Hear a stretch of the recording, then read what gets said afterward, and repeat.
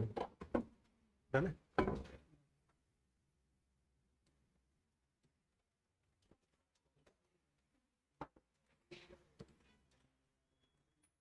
Okay, please be attentive. So prior to this, like all of you know about that, last week we have completed with the subject of we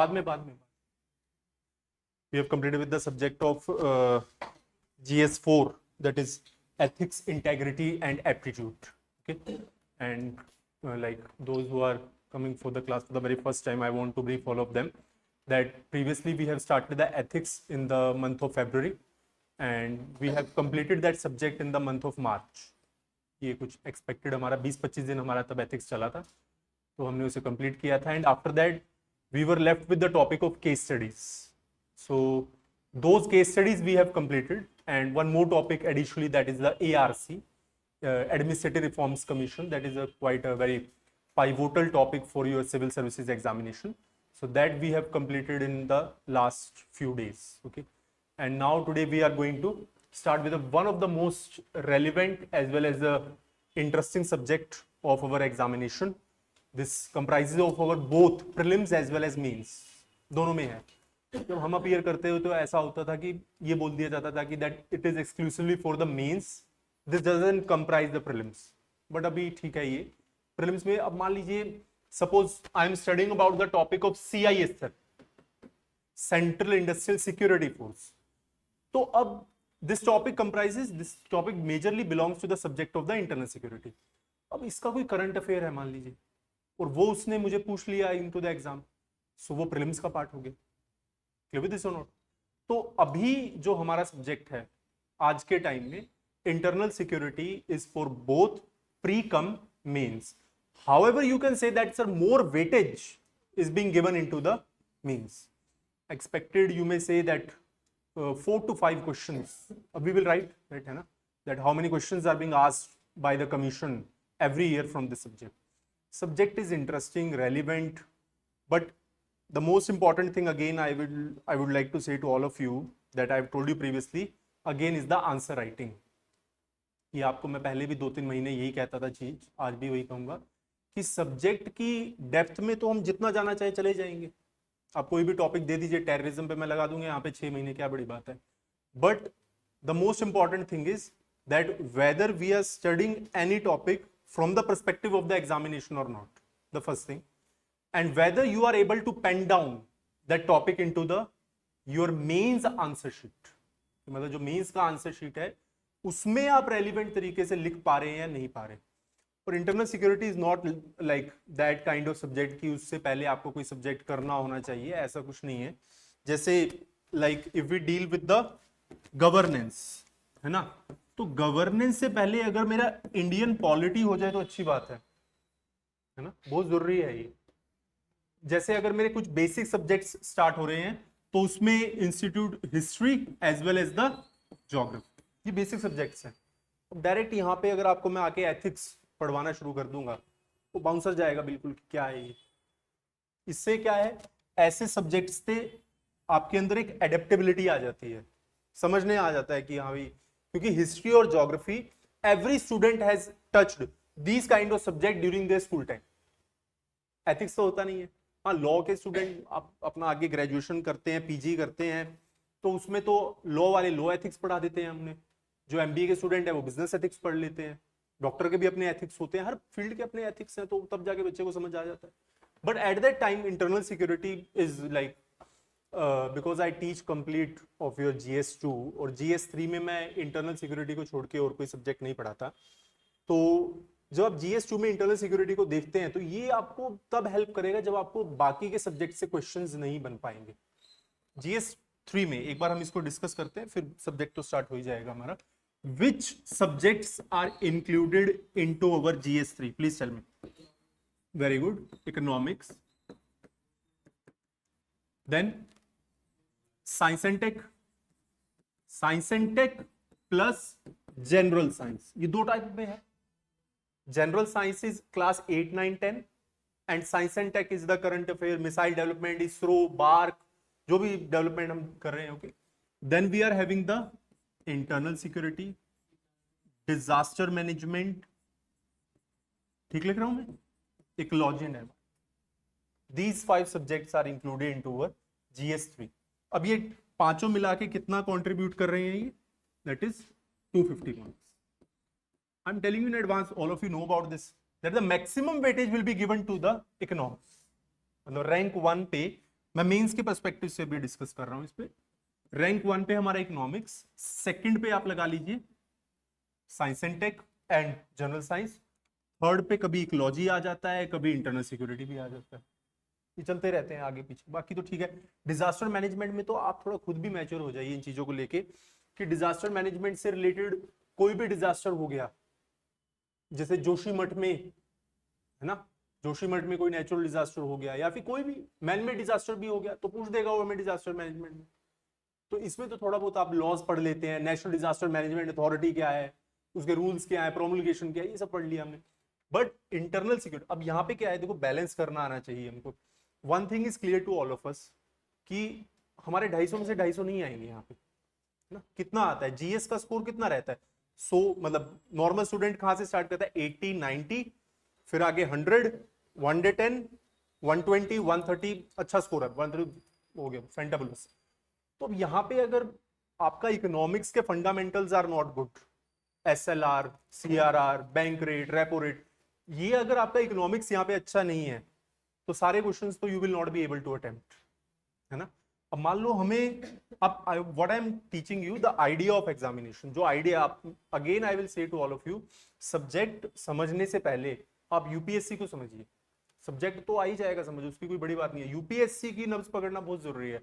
तो अगर हमें वो 25 question दे रहा है तो 25 के 25, पहली बात तो अटेम्प्ट करना बहुत बड़ी बात हो जाती है। कर भी देते हैं, ऐसी बात नहीं है, जब मैंने अपीयर किया तो हम कर देते थे, ऐसी कोई लिख देते थे, मिला मिलू के बना देते थे 25। बट डिपेंड करता है कि पर question what is the word limit, है ना। तो यहाँ पे 250 नंबर का आ गया तो 6250 है, तो इतना तो नहीं लिखा जाएगा। Think, structure, examine and then you have to write, this is the process, है ना। तो at that time what I am saying to all of you कि इकोनॉमिक्स से अब सारे क्वेश्चंस आप अटेम्प्ट कर देंगे, पॉसिबल नहीं हो पाएगा। साइंस एंड टेक में मान लीजिए कि आपने सब पढ़ा कि what is Rafale fighter jet, scalp missile, scorpion submarine, सब बढ़िया से नॉलेज है हमें, पर उसने उठा के हमें कोई ऐसा रडार पूछ दिया जो मैंने सुना ही नहीं, तो here you have to skip that question. Science and tech में बहुत बड़ा प्रॉब्लम है, ये आप याद रखिएगा, ड्रॉबैक है साइंस एंड टेक का, that if you are not aware with the topic तो आप लिखेंगे क्या उसके बारे में, what you will be able to write about that. यहां पे ये सब्जेक्ट आपकी मदद करेगा। इसमें टॉपिक कैसे हैं, वैसे तो ये सब्जेक्ट भी नहीं है, this subject just comprise of few topics, terrorism, Naxalism, cyber, drugs, human trafficking. अब इसमें कुछ तो पता होगा। चलो मैं कहता हूं कि आप मेज में बैठे हैं, आपने पढ़ा ही नहीं कभी, बट आप ऐसे थोड़ी, आप you are a respectable student of civil services, कोई एसएससी के स्टूडेंट थोड़ी हैं आप। आपको टेररिज्म पे दे दूंगा, वैसे आप 1000 वर्ड लिख देंगे। तो यहाँ पे internal security is such a kind of subject which will make a counterbalance approach for these kind of subjects, for economics, for science and tech, या फिर मान लीजिए ecology environment है। Now suppose you have not studied about the any important summit, मान लीजिए उसने question पूछा about the Paris summit, Paris climate summit के what are the outcomes of the Paris climate summit, and suppose you are not aware about that, so what you will do over there? Internal security यहीं पे आपको edge provide करता है, यही आपको support provide करेगा कि that you will be able to write something into your examination। और अगर आपने सब्जेक्ट पढ़ रखा है, ठीक ठाक टीचर ने आपको पढ़ा रखा है, और आपको, मैं तो ये बोल ही नहीं रहा क्योंकि मैं एथिक्स में आप लोगों को काफी बोला करता था कि आप घर जाके पढ़ा कीजिए, इसको मत पढ़िए बेशक, यहाँ पे समझ लिया, समझ आ गया, डिस्कशन हमारा हो गया, मैंने समझा दिया, इतना टाइम नहीं देना। सब्जेक्ट कितने दिन का होगा, how much you want to give, मान लो 8-10 दिन का हमारा क्लास है, अब इसको 2 साल थोड़ी देंगे हम। 8-10 दिन का क्लास हुआ, 10-12 दिन वैसे दे दिए, करंट अफेयर अपडेट कर दिया। इतना you have to be very much smart for this kind of thing. Internal security के लिए थोड़ी ना आप महीना महीना निकालेंगे। इंटरनल सिक्योरिटी तो maximum 8 to 10 days of class, फिर उसके बाद अपना करंट अफेयर अपडेट करते रहे। अब इंटरनल सिक्योरिटी में अपडेट क्या होगा, लेट्स अंडरस्टैंड अबाउट दिस कि सर अपडेट क्या है।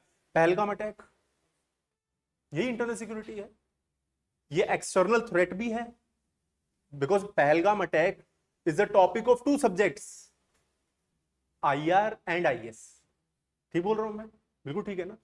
अब जैसे समझिए यूपीएससी की आइडियोलॉजी को समझिए, उसने मुझे पूछा कि पेरिस क्लाइमेट समिट, तो उसने कहा कि COP21 कहां पे हुआ? अब conference of parties, so this is a topic of ecology, but वो कहां पे? This is also topic of IR। ये दो सब्जेक्ट इंटरलिंक्ड है। यू अंडरस्टूड माय पॉइंट जो मैं कहना चाह रहा हूं? वैसे ही इंटरनल सिक्योरिटी में कि जैसे पहलगाम अटैक है, तो अब वो हमें वो तो नहीं पूछेगा जो आज तक पर आता है ना, वो तो टाइम पास वाली चीज नहीं पूछेगा ना हमें कि भाई क्या चल रहा है, what is the political issue. वो हमें पूछेगा कि how these things could be corrected well India is using it soft power, या फिर weather India should go with the hard power. इसके ऊपर क्वेश्चन आया था आपका 2016 में, हम स्टूडेंट्स को पढ़ा रहे थे तब की मैं आपको बताता हूँ, hot pursuit and surgical strikes, उसके ऊपर डायरेक्ट क्वेश्चन पूछ दिया यूपीएससी इंटरनल सिक्योरिटी में।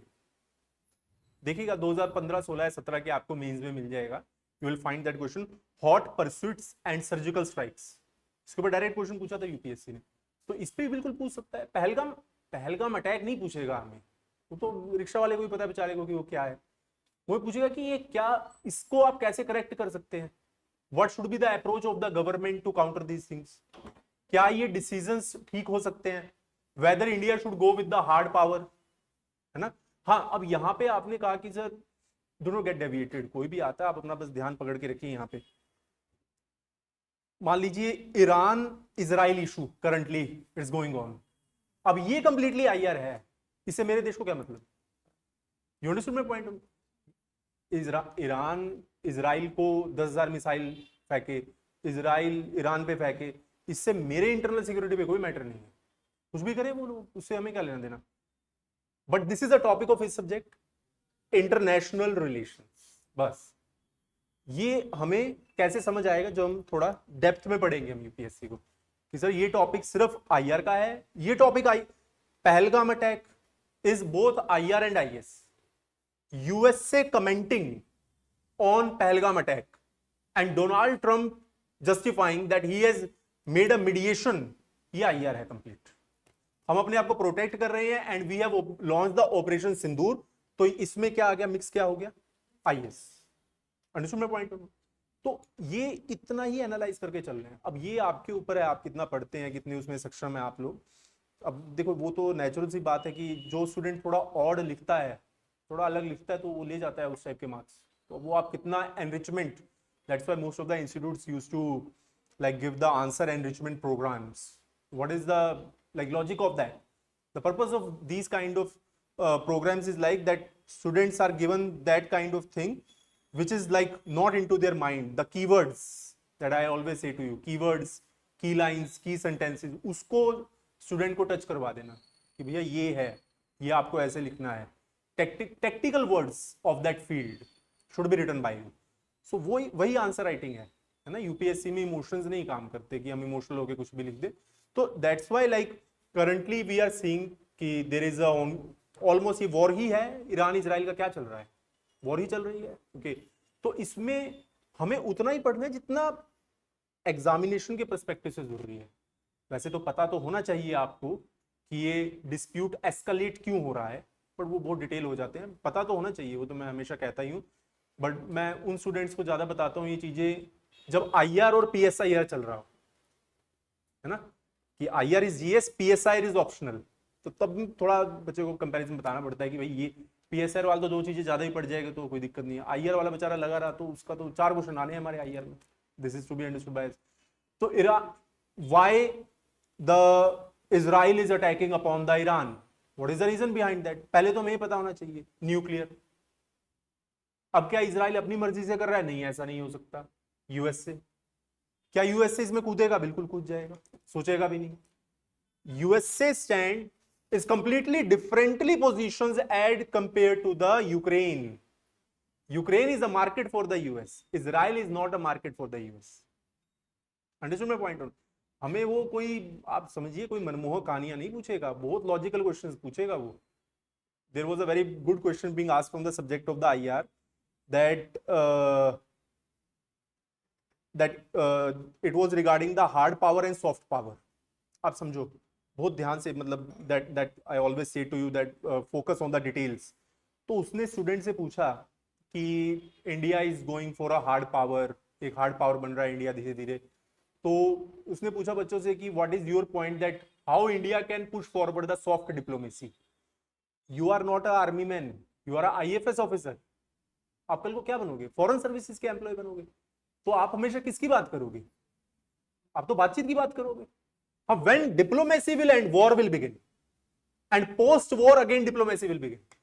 यही है दुनिया का तंत्र। व्हेन डिप्लोमेसी में आईएफएस की बातचीत खत्म होगी तो फिर आर्मी बैठी है, वो अपने तरीके से बात करेगी। आर्मी ने बातचीत खत्म कर दी, फिर दोबारा डिप्लोमेटिक टॉक शुरू होगी। यही होता है वर्ल्ड में, यही है रूल, यही है वर्ल्ड का। तो similarly like we are seeing about the Iran Israel issue, उसमें यूएसए का क्या स्टैंड है। अभी थोड़ा ईरान भी अभी वो मतलब काफी ओपनली अटैक कर रहे हैं, और वो क्या करेंगे? क्या करें? वो सॉवरेन नेशन है। सॉवरेनिटी किससे बनती है? लोगों से बनती है। आप किसी सॉवरेन नेशन पे अटैक करेंगे तो वो भी रिटेलिएट तो करेगा ही। हालांकि they are like they want to develop the nuclear bombs from a very long time. Now what is Israel thinks over here? Israel, not Israel, I will not like to say only about the Israel. I want to invite one more country over here, US. What does the US wants? US wants that Iran should not develop the nuclear bomb. Now, if we say that does the Iran is having the capability to reach the US mainland? No, they do not have the capability. But yes, Iran is having the capability to reach to the allies of the US, those who are sitting into the Middle East and West Asia. वो कौन है? वो तीन जो जिगरी दोस्त हैं, तीन चार जिगरी दोस्त हैं यूएस के, वो कौन है? जॉर्डन, इजराइल, इजराइल तो सब कुछ है उनका, फिर अमीरात, सऊदी। ये किसके ऊपर चल रहे हैं? यूएस के ऊपर चल रहे हैं। तो इनके लिए तो यूएस ने, जो यूएस का एक बहुत अच्छा दोस्त हुआ करता था, आई think so you know about, he was from the Oxford, Oxford में पढ़ा हुआ था वो, और उसकी फैमिली का टर्नओवर था कुछ 5,000 करोड़ रुपए। तो I am talking about Osama bin Laden, है ना। तो सऊदी के पीछे तो यूएस ने उनको छोड़ दिया, ओसामा को। ओसामा तो पता ही होगा आपको कि यूएस का दोस्त था, वो अच्छा बिजनेसमैन था, उनका तो अच्छा फ्रेंडशिप थी। यूएस में ही पढ़ा है वो, ऑक्सफोर्ड में, इंटेलेक्चुअल आदमी था। बाद में फिर इनके डिस्प्यूट हो गए, तो फिर सिमिलरली बाकी यूएस का ही करा हुआ है तो सब। तो similar when you see about over here, तो यूएस को है कि लाइक उनके एलाइज नहीं परेशान होने चाहिए, because USA wants which kind of countries, understand about this, USA needs committed states. It's a very important term. वैसे हम जो हमारे यूनिवर्सिटी में जो पीएचडी के स्टूडेंट्स हैं उनको पढ़ाते हैं हम ये टॉपिक्स। कमिटेड स्टेट्स कौन सी होती हैं? लाइक जापान, है ना, इजराइल, यूके, फ्रांस, ये कंट्री कैसी है? कमिटेड स्टेट्स हैं। Community state means those who are seeing the entire world through the prism of US. They are seeing the entire world from the American lenses. India, Russia हमारे अपने view point है। चलो Russia तो बड़ी चीज हो गया, इंडिया की बात करते हैं। इंडिया के अपने व्यू पॉइंट है। We do not see the entire world from the American lenses. हमारे लिए इजराइल भी इंपॉर्टेंट है, ईरान भी इंपॉर्टेंट है, तो हम तो दोनों से ही बात करेंगे, दोनों से रिलेशन बना के रखेंगे। But whether this multi alignment will work, ये आपको डिसाइड करना है। ये मैं आज आपके ऊपर छोड़ता हूं कि जो इंडिया की सबके साथ दोस्ती है, कि सबके साथ ही राम राम है, सभी को कॉल कर लिया, अभी क्या दिक्कत है, तो क्या ये चलेगी लॉन्ग टर्म में? आपको क्या लगता है कि शायद से एक ब्लॉक तो ज्वाइन करना चाहिए, एक साइड आपको रहना चाहिए। तो आप रशिया के साथ भी नहीं है, यूएस के साथ भी नहीं है, आप इसराइल के साथ भी नहीं है, फलस्तीन के साथ भी नहीं है, आप जर्मनी के साथ भी नहीं है, फ्रांस के साथ नहीं है, कनाडा तो चलो अपना है ही, उनके 36 का आंकड़ा रहता ही है, हमारा तो कनाडा के साथ। तो हमारी जो पॉलिसी है, it has moved from non aligned to multi aligned. क्या इतनी जगह हाथ पांव मारना हमारे लिए ठीक रहेगा? ये आप इसके ऊपर सोचिएगा, क्योंकि कल को फिर ऐसे तो हमारे साथ कोई खड़ा ही नहीं होगा। कौन खड़ा होगा फिर आपके साथ? ऐसे कोई भी नहीं होगा। पाकिस्तान के अपने बेनिफिट्स वाले दोस्त हैं, चाइना एंड यूएस, तो उन्हें वैसा फॉरेन पॉलिसी बना रखा है। तो like India needs to revisit, that's why the prime minister is paying the visit to such a smaller nations like Cyprus. Cyprus क्या है? कुछ भी तो नहीं है। वहां पे विजिट करना क्यों कर रहे हैं? ताकि कंट्रीज को इकट्ठा करें। नाउ इफ, अब ये हमारी ऐसा नहीं है, क्योंकि foreign policy is not a political document. Foreign policy political document नहीं होता, ये तो डोमेस्टिक लेवल पे पॉलिटिकल बातें होती है, इंटरनेशनल लेवल पे नहीं होती। तो from the time period of Congress till the we see the Narendra Modi tenure, तो हमने ऐसी ही पॉलिसी चलाई है, कभी रशिया की तरफ झुकाव है, कभी यूएस की तरफ है। तो वो एक टाइप का थाली का बैंगन कहते हैं, कभी इधर कभी उधर। तो ये हमारे लिए बहुत ज्यादा एक प्रॉब्लमेटिक है। अब if we are going to buy the Rafale from France, Russia will not get happy with this. This is similar thing. US ज्यादा बुरा नहीं मानेगा। यूएस क्यों नहीं बुरा मानेगा? उन्हीं के लोगों से ले रहे हैं हम। बट अगर हम सिर्फ रशिया से लेते हैं तो पूरा वेस्ट और पूरा यूरोप बुरा मान जाता है। फिर उनको यह लगता है कि indirectly you are sponsoring Ukraine Russia war. Russia हमारे लिए यहां पर है, यूएस हमारे लिए यहां पे होगा, रशिया हमारे लिए टॉप पे है, but we have to show such kind of strength towards them. हमें वैसा दिखाना होगा कि हम आपके साथ ही हैं। अब वो कौन दिखाता है? North Korea and China. वो कहते हैं हमारी आर्मी ले जाओ, लड़ लो आप यूक्रेन से। हम ऐसा नहीं कर सकते। हमारी आर्मी कैसे लड़ेगी यूक्रेन के साथ? वो भी हमारे एलाय हैं। तो this multi alignment in this multipolar world, current world is the multipolar world, या मैनी पावर्स, है ना, मतलब अलग अलग टाइप की पावर्स हैं अब तो। मतलब Russia and US are the super powers. 1946 William R Fox, याद रखिएगा, काम आएगा लाइफ में कहीं आपके। ये William R Fox in a conference, इससे पहले ग्रेट पावर्स होती थी, so he coined the term super powers. उसमें सुपर पावर 3 थे 1946 में। अगर मैं बात करूं, एक को तो मैं इंक्लूड नहीं करना चाहूंगा, बट फिर भी आप लोगों को समझाने के लिए, यूके भी एक सुपर पावर ही था, और डिक्लाइन हुआ ना उनका वर्ल्ड वॉर 2 के बाद। वर्ल्ड वॉर 2 में who one? Allied powers, but UK हार गया। तभी तो उनका पूरा वर्ल्ड में जो एक बहुत बड़ा पॉलिटिकल डिबेट है कि क्या हमने ब्रिटिशर्स को निकाल फेंका या फिर वो अपनी सहूलत से चले गए। ये बहुत सारी चीजें एनालिसिस करने वाली है कि क्या इंडिया ने मतलब उनको गर्दन पकड़ा और निकाल दिया ब्रिटिशर्स को, चलो भाई निकलो यहां से, या फिर 1939 से 1945 तक ऐसी कंडीशंस अराइज हुई कि UK was not into this position that it can rule the world. वो इस हालत में ही नहीं थे। तो 47 में वो चले गए। उन्होंने कहा कि ठीक है भाई, सामान बांधते हैं, हम निकल जाते हैं यहाँ से। तो whenever you are understanding any topic, मैं आपको क्या समझाना चाह रहा हूँ कि आप जब भी कोई टॉपिक समझ रहे हैं, आईआर पढ़ रहे हैं, आईएएस पढ़ रहे हैं, उसको डेप्थ में ही पढ़िए, उसका लॉजिकल अंडरस्टैंडिंग हमारे अंदर अच्छा होना चाहिए। तो फिर मैं तो सिर्फ उसी क्लास को पढ़ाता हूँ जहाँ पे स्टूडेंट बिल्कुल एनर्जी से बैठा है और वो समझ रहा है, क्योंकि जो मैं सब्जेक्ट पढ़ा रहा हूँ उसमें आपको कभी प्रॉब्लम नहीं आएगा। This is my commitment. बाकी सब्जेक्ट का मेरा कोई लेना देना नहीं है, मेरा अग्रीमेंट इस सब्जेक्ट का है, तो ये इसमें आपको कोई प्रॉब्लम नहीं आएगा, ये मेरी गारंटी है। बट आपको भी उसमें थोड़ा साथ देना पड़ेगा। What we will be writing वो पूरा हम हाई क्वालिटी का ही लिखेंगे। जो भी नोट्स तो मैं आप लोगों को बनवाते ही हूँ from the very first day, तो वो भी हाई क्वालिटी का लिखेंगे। बट ऐसे सब्जेक्ट में current affair is like very much important, तो हमें अपडेट रहना होगा। ऑपरेशन सिंदूर में सिर्फ आज तक या इंडिया टीवी नहीं चलेगा, समझ रहे हैं ना? वो तो उनको तो टीआरपी कमाना है, वो तो आलतू फालतू की बातें करेंगी। हमें पढ़ना है यूपीएससी लेवल, वो पूरा इफेक्ट उसका कि what is the effect, why we have sent the delegation, very important topic. What is the purpose of sending that delegation? This shows that we are united on such kind of topics like terrorism. हम इकट्ठे हैं सब। हमारे घर में चाहे कितने dispute चलते रहे, एक दूसरे से हम लड़ते रहे, बट टेररिज्म के टॉपिक पे हम सब इकट्ठे हैं। तो वो unity in diversity we have to show it to the world. वो सेम पाकिस्तान भी मूव कर रहा है, उनकी मर्जी है, वो भी अपना इंडिपेंडेंट है, कर सकते हैं वो भी। तो ये सब चीजें, क्योंकि ऑपरेशन सिंदूर से रिलेटेड आपको वो इंटरनल सिक्योरिटी में इस साल पूछ देगा। आप लोग का तो मेंस तो नहीं है, किसी का आप लोग का तो मेंस नहीं है, बट जो लोग, क्योंकि कई जगह बैचेस हम ले रहे हैं मेंस के, तो उन स्टूडेंट्स का तो 100% जाएगा ही जाएगा ये क्वेश्चन कि भाई what is your view point, कि India is moving from soft power to hard power, तो हमारा क्या है स्टैंड बिल्कुल ठीक था, है ना? तो you have to think and analyse about all such kind of thing, कि चाहे वो, क्योंकि all these are the effects on the, अब हमारी इंटरनल सिक्योरिटी के डिस्प्यूट्स क्या क्या है, प्लीज टेल मी, क्या क्या हमारे इंटरनल सिक्योरिटी के मैटर हैं? सिक्योरिटी, बाकी तो सब यहाँ पे कलेश चलता ही रहता है इंडिया में। नक्सलिज्म, वेरी गुड, है ना? एक अभी हमारा एथिक्स का क्लास चल रहा था कुछ दिन पहले, तो आप में से एक स्टूडेंट ने बोला था that sir Amit Shah has said that we will end the Naxalism by 2026। Home minister Amit Shah has said about this कि हम नक्सल, सुना होगा आप सबने, ये क्वेश्चन है अपना मेंस का, मेंस का क्वेश्चन है अपना इस साल का और नेक्स्ट ईयर, गारंटेड, लिख लीजिए आप इसको, पक्का है ये क्वेश्चन।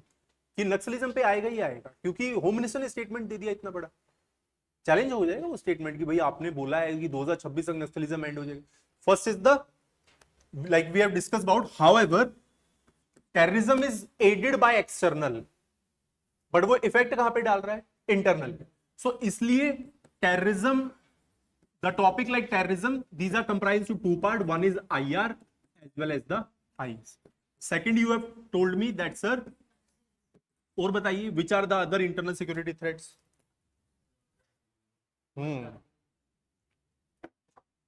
वो सा टॉपिक बताया आपने, ड्रग ट्रैफिकिंग और नार्को. लिखना नहीं है, ऐसे हम लिखेंगे. और कौन सा है, साइबर. Very good, excellent. बस यही सिलेबस है आपका, और 2-3 टॉपिक होंगे इसमें, और क्या हो सकता है.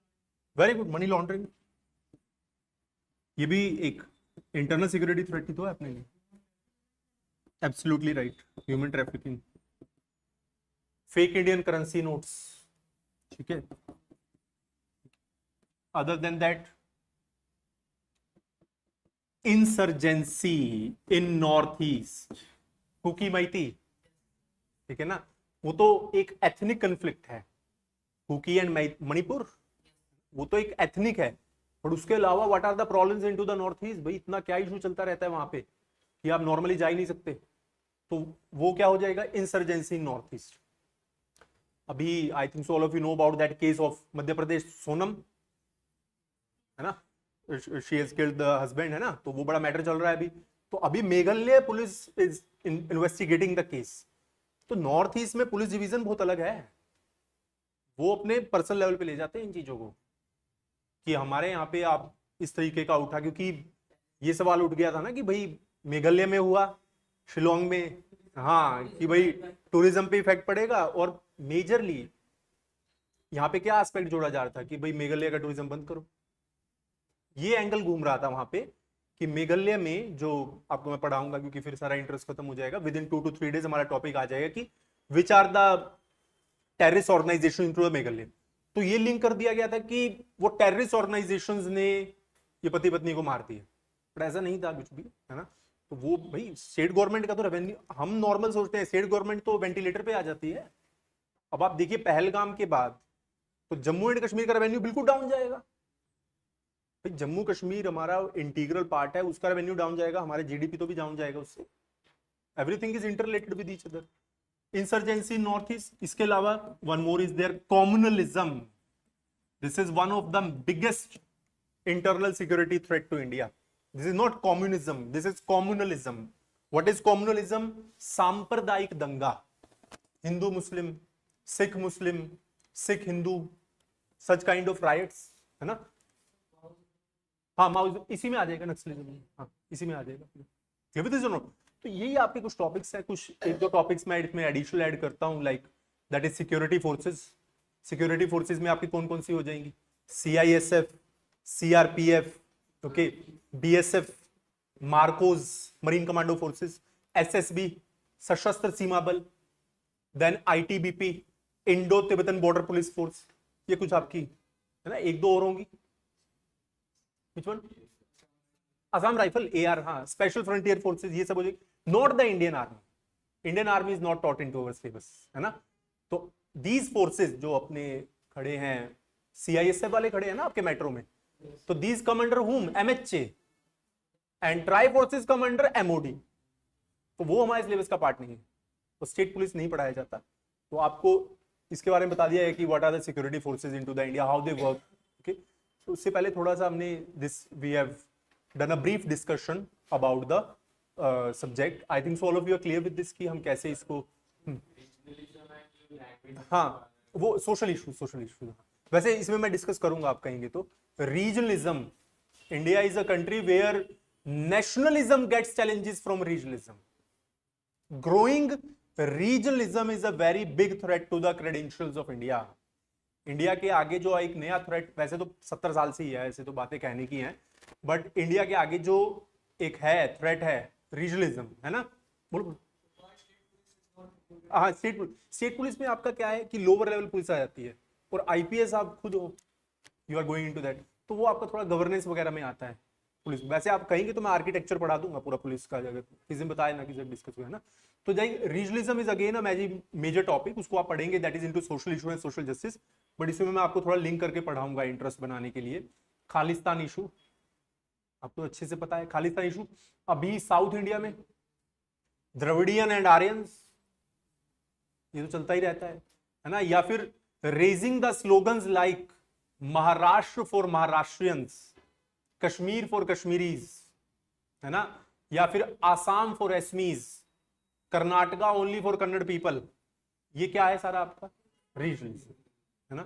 तो रीजनलिज्म को भी एक आपको समझना चाहिए कि क्योंकि ये टॉपिक आ जाता है आपके एग्जाम में। पहले तो एसए आते थे, 2016 में there was a essay balkanisation, very very relevant and interesting topic, political science का, इवन आईआर में भी नहीं पढ़ाया जाता। Balkanisation means fragmenting into smaller parts. तो अगर आपको बाल्कनाइजेशन बढ़िया तरीके से पढ़ना है तो आप यूरोप का रेनेसांस पढ़िए, मजा आ जाएगा आपको पढ़ के कि वहां पे बाल्कनाइजेशन कैसे हुआ था। Europe is a best example of the balkanisation, मतलब उससे ऊपर आज तक एग्जांपल नहीं हुआ। Germany is a example of balkanisation, France is a example. Okay, generally अगर आप पूरा पढ़ेंगे तो पूरा आपका यूरोप जो उसका थीसिस है वो बाल्कनाइजेशन पे ही है। तो कई बार बोलते हैं ना कि इंडिया में भी बाल्कनाइजेशन हो जाएगा, जिस तरीके से states, all the states, majority of state demand for the autonomy. North east तो पूरा ही ऑटोनॉमी डिमांड कर रहा है।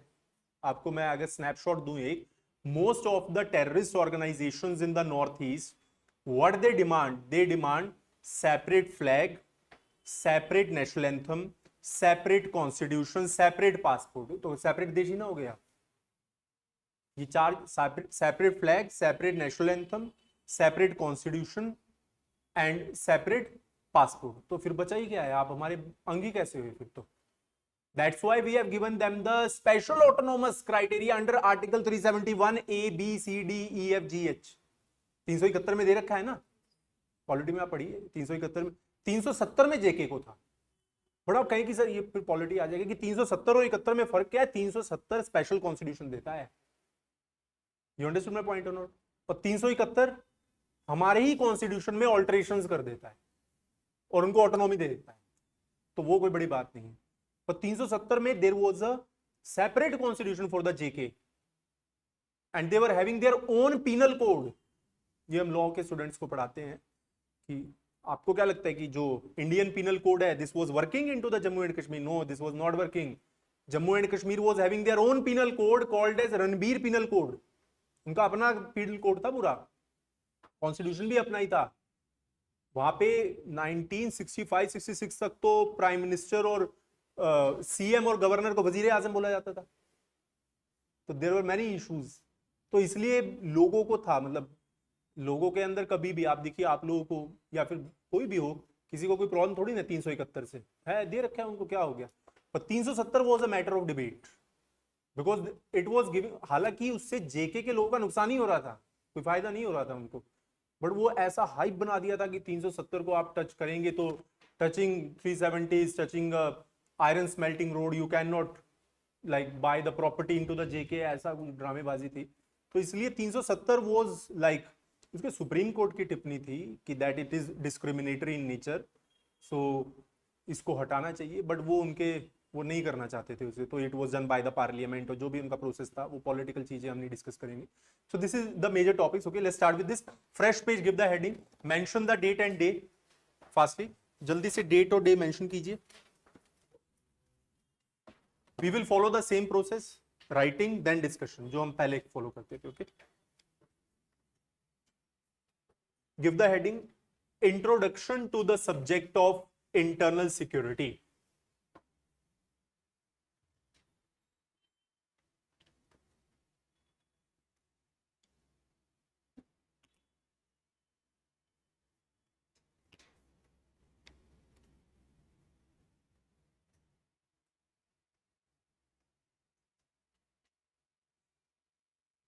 अगर कोई, again I am telling all the, if there are any few new students, अगर कोई वर्ड लाइन सेंटेंस रहते तो उसको बाद में कॉपी कीजिएगा, अपने पास इतना टाइम नहीं है कि उसको रिपीट किया जाए, और अगर कोई छूट भी जाता है तो कोई जल्दी नहीं है, बाद में उसको लिख लीजिएगा अपने दोस्त। Okay, this is we are going to write, this is introduction, थोड़ा हम पहले इंट्रोडक्शन लिख देते हैं फिर आगे, ताकि प्रॉब्लम ना हो। paper 4 GS3, paper 4 GS3, and maintain the writing speed. Okay, paper 4 GS3, write down the name of the subjects: science and tech,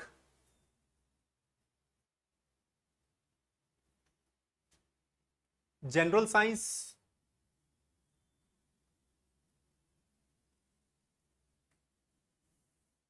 economics,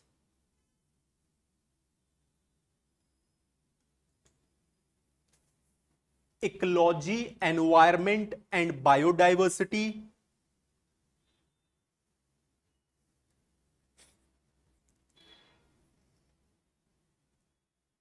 written, biology, disaster management,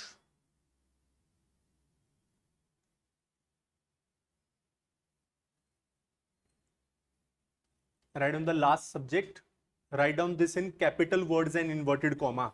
Okay, listen to me again, capital words, inverted comma. Internal security, IS, internal security. Leave 2 lines, paragraph format.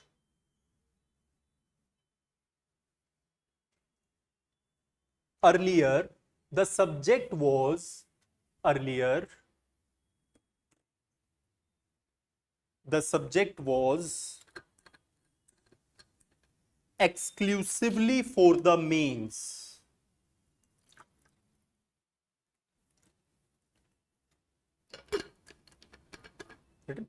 But from the past 7 to 8 years,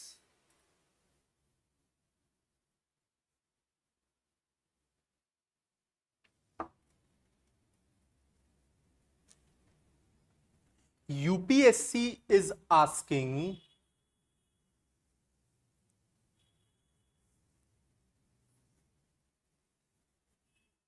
questions related to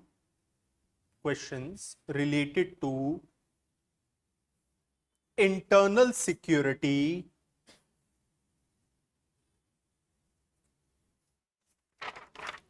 in the prelims also.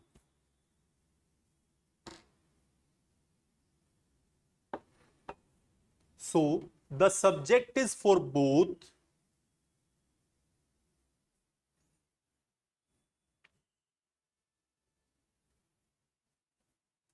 pre-cum mains.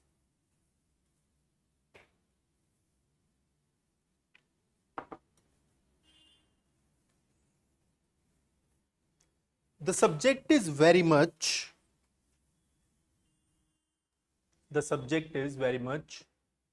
multi-dimensional in nature.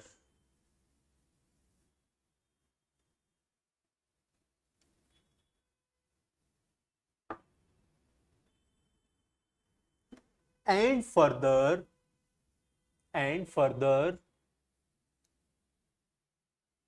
it is also dependent upon the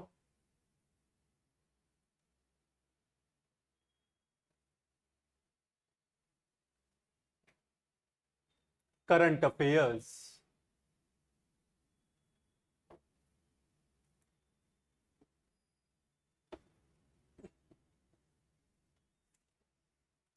Leave one line, give the subheading.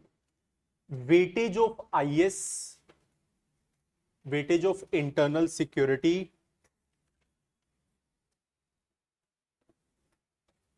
in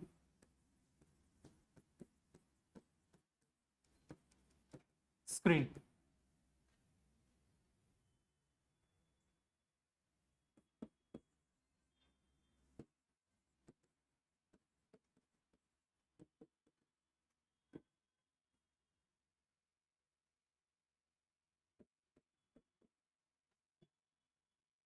Fastly write down.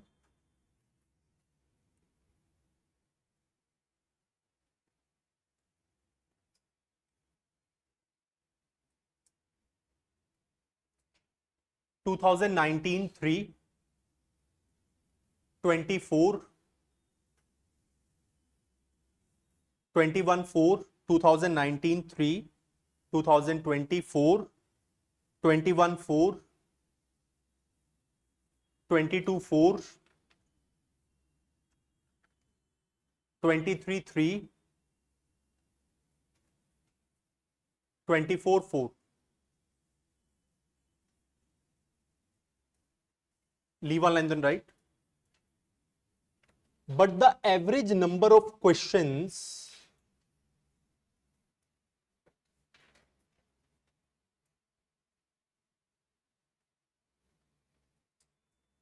could fluctuate every year.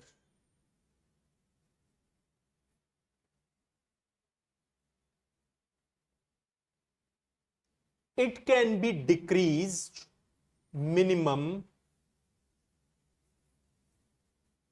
It can be decreased minimum to the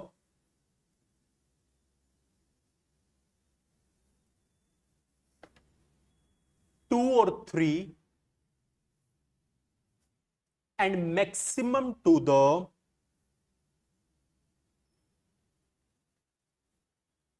five or six.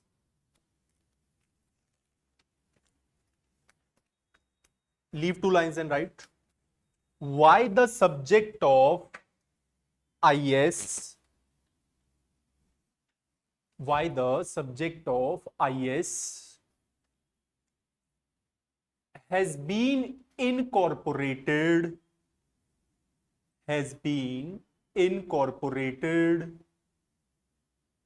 into the syllabus 4,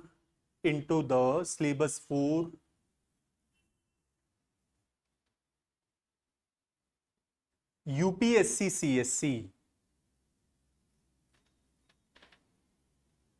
Write down the answer to this. It is quite normal in nature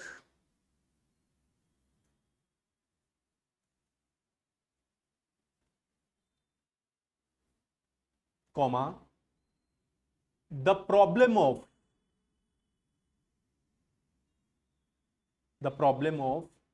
law and order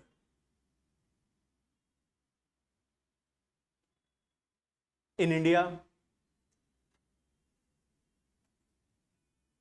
or the issues like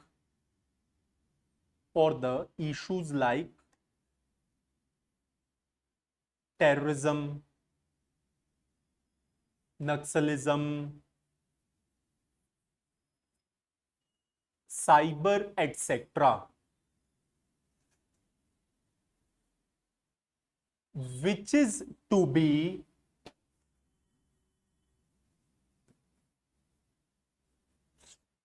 dealt by the screen, which is to be dealt by the state police, comma, IPS officers,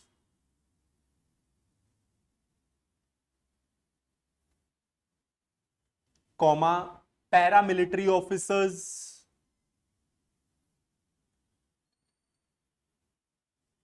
etc. Even in India,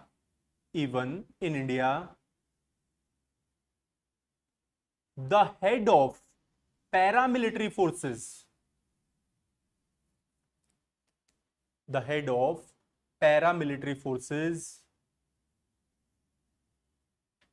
is an IPS officer.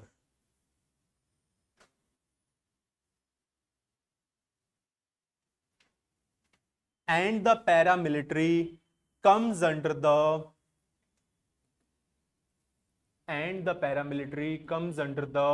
screen MHA.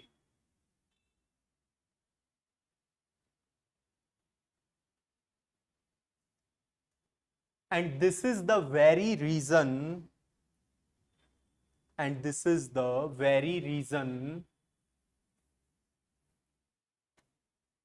for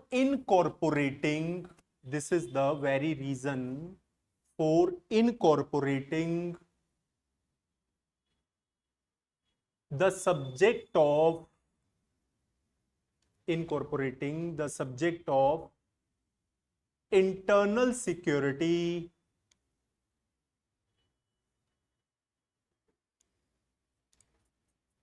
into the syllabus curriculum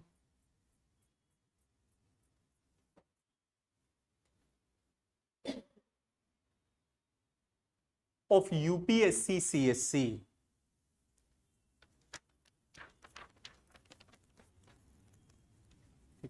Fresh page, give the heading MHA, Ministry of Home Affairs. MHA, Ministry of Home Affairs.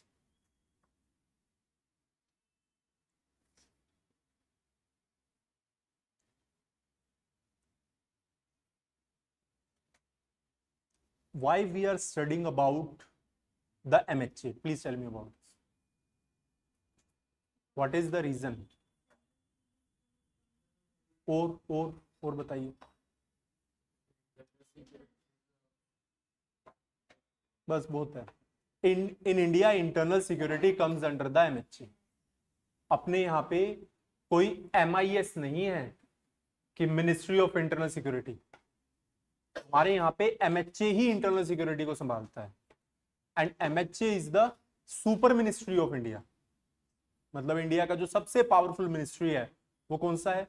Ministry of home affair. तो India, वैसे वो लिखवाऊंगा मैं आपको कि that every country is having their own ministry for internal security, but अभी हमारे पास इतना fund वगैरह बहुत सारी चीजें होती हैं, तो we are not having a separate ministry for internal security. So India the MHA takes care of the internal security. तो MHA में अलग अलग डिपार्टमेंट्स और डिविजन्स हैं that we are going to write, जो हमें पता होना चाहिए. Please start writing departments in MHA. Sub heading departments in MHA. 6 points, 1 to 6. First point, DBM, Department of Border Management. Short form आप अपने आप बनाते रहिएगा. DBM, Department of Border Management.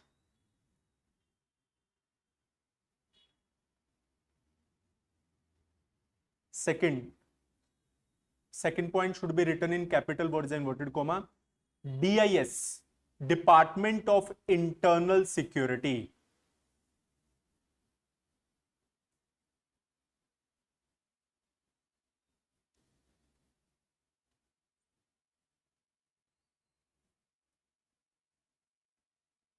Third, DJK, Department of Jammu and Kashmir Affairs.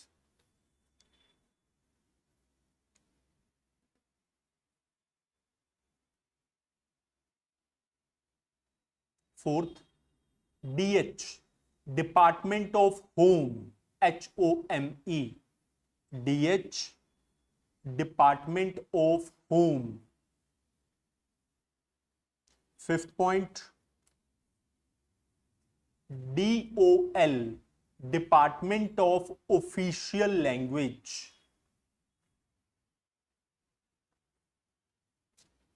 DOL, Department of Official Language. Last, DS, Department of States.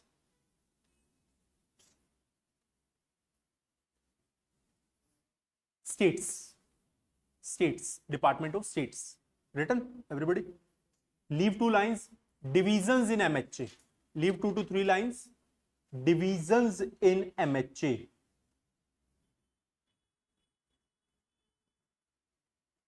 ठीक है. First point, AD, administrative division.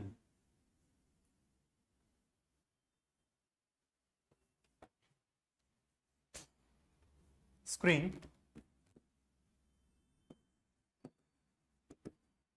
Border management division.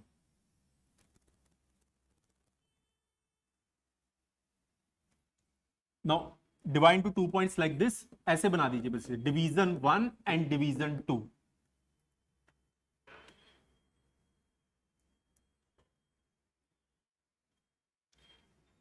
ठीक है. Third point, CSD, centre state division. CSD, centre state division. Fourth, CICD,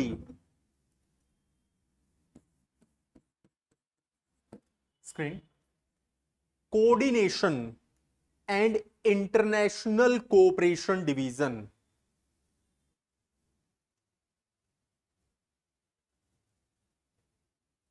Coordination and International Cooperation Division.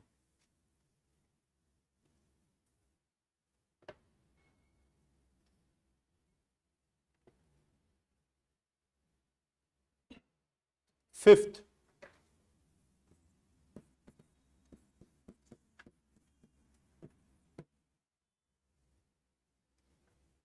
counter-terrorism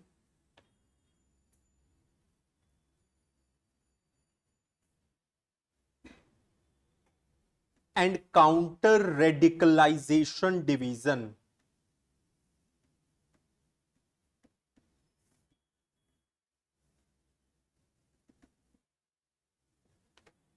next कितना हो गया 5 points.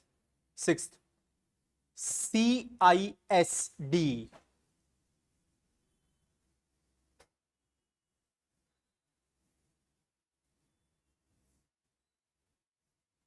Cyber and information security division.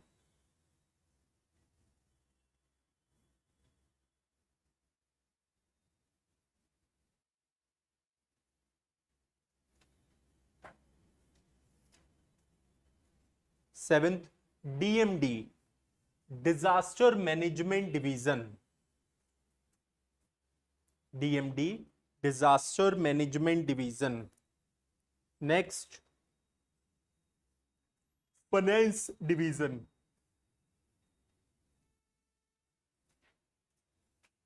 Next, foreigner division. पहले था finance division, next है foreigner division.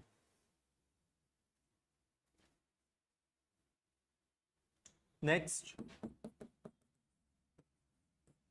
FFRD, screen. Freedom fighter and rehabilitation division.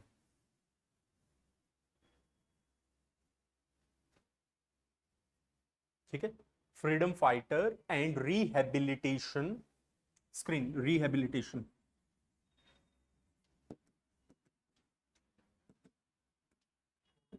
Okay, freedom fighter and rehabilitation division. Next, ISD, internal security division. ISD, internal security division.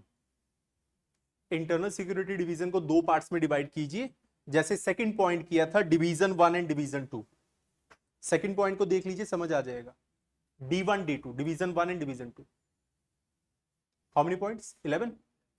12th, left wing extremism division. Left wing extremism, spelling तो नहीं चाहिए. Left wing extremism division. Left wing, left wing क्या हुआ आपका? वही बताओ बताओ. हाँ वही, नक्सलिज्म. ठीक है, left wing extremism division. Next, Jammu and Kashmir division.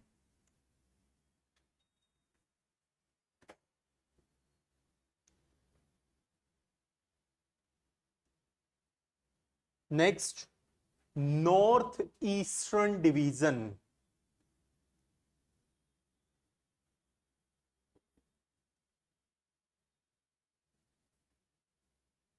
Next, कितना हो गया? 14. 15th, police division. Divide two 2 points. Police division 1, police division 2.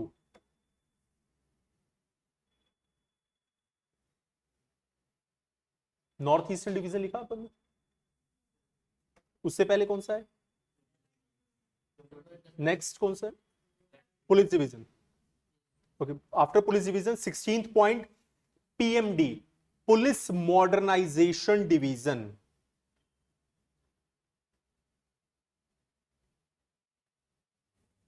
Police modernisation division.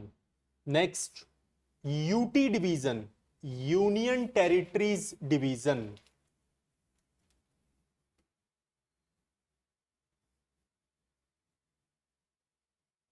Eighteenth and the last, WSD, women safety division.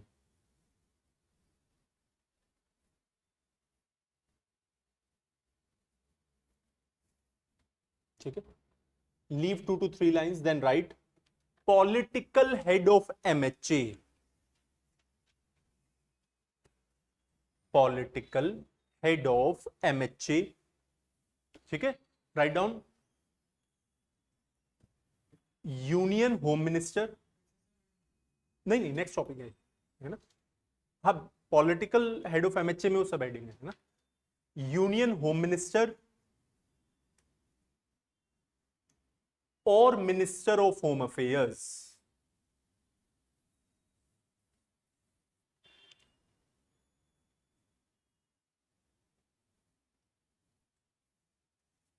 right in bracket, under him bracket, under him there will be few, under him there will be few screen MOSIC,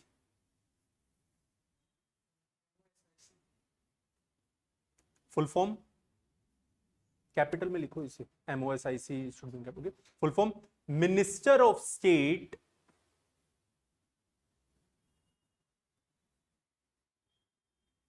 with independent charge, minister of state with glass दूसरा नाम, पानी का glass, minister of state with independent charge. Leave 2 lines and right administrative head of MHA, administrative head of MHA।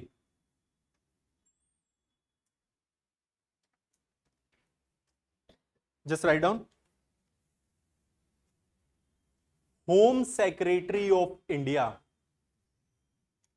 Home Secretary of India is the administrative head of, is the administrative head of MHA,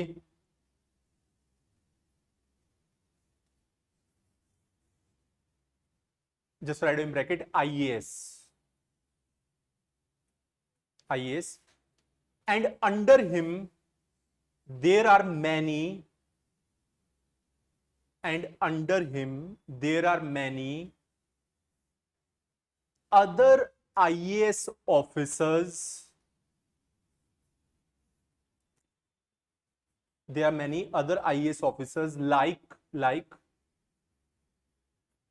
additional home secretary,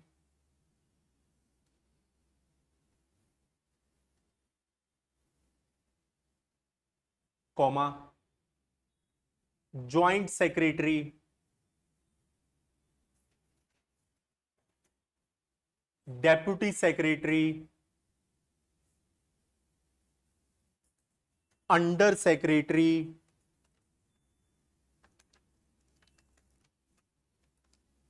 etcetera etcetera. ठीक, leave 3 to 4 lines, या तो fresh page से कीजिए या फिर 3-4 लाइनें छोड़ के। What is internal security? Fastly we do not have so much of the time, थोड़ा तेज लिखिए। What is IS? बार बार फुल फॉर्म लिखने का जरूरत नहीं है। What is IS? Start writing. Internal security is the security of state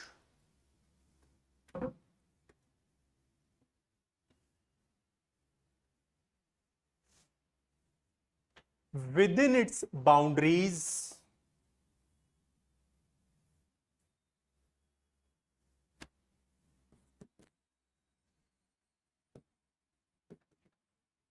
screen, impressing upon the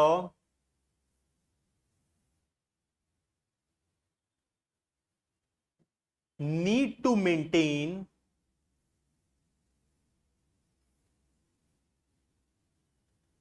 law and order,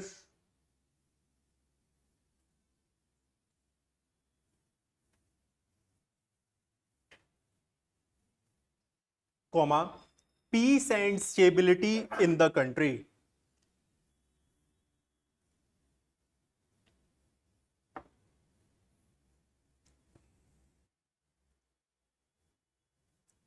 Furthermore, upholding the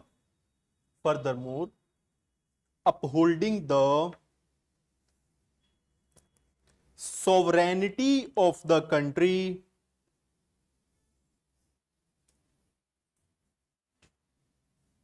comma, security of state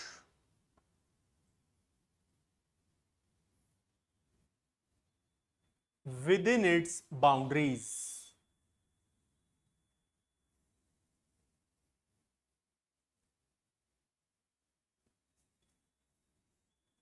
Next line. In India, MHA takes care of the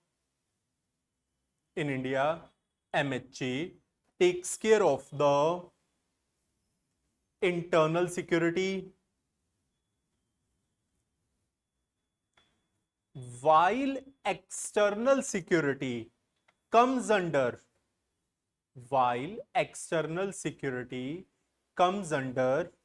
बताइए MoD, ठीक बोल रहा हूं मैं? What is MoD? ठीक, पहले external security comes under MoD.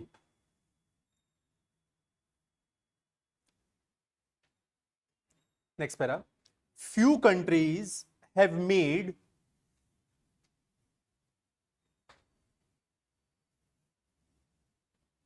separate ministry for internal security. Few countries have made separate ministry for internal security like. Notes को बिल्कुल अच्छे से बनाइएगा, बहुत डिसेंट, चाहे यहाँ पे कैसा ही हैंड राइटिंग लिखिए, पर घर जाके बिल्कुल इनको मेंटेन करके रखिए, क्योंकि internal security such a kind of subject, इसका बुक नहीं होता ज्यादा, क्लास नोट्स पे हमें डिपेंड रहना होता है. और ये बिल्कुल हाई क्वालिटी नोट्स है कि आपको कहीं इधर उधर ना देखना पड़े, तो पूरा नोट्स अच्छे से डिसेंट तरीके से मेंटेन करने. Few countries are having separate ministry of, we have written internal security, like Afghanistan is having the Ministry of Interior.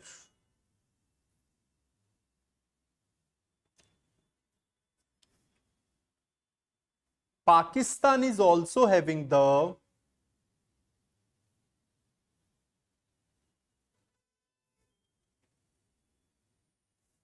Ministry of Interior.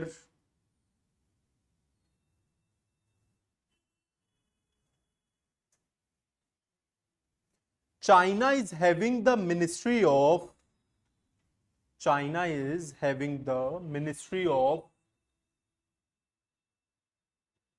Public Security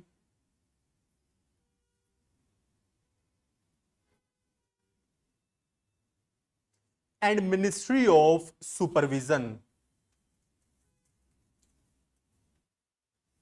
Public Security and Ministry of Supervision. Russia is having the Ministry of Internal Affairs. Russia is having the Ministry of Internal Affairs.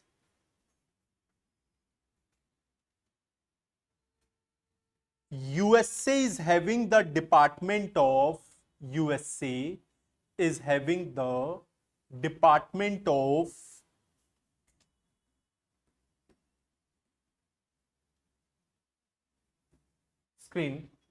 Homeland Security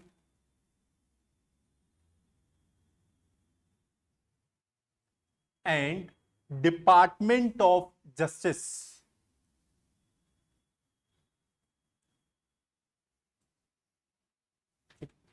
Next para. In India, MHA is having the power, very important. In India, MHA is having the power to declare any organization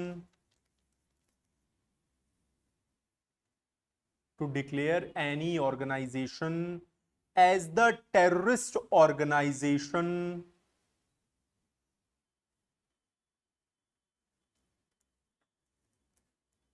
under the UAPA. अभी हमें full form नहीं लिखना, बस short form लिख के छोड़ दीजिए. Under the UAPA. Next line. some of the declared terrorist organizations are like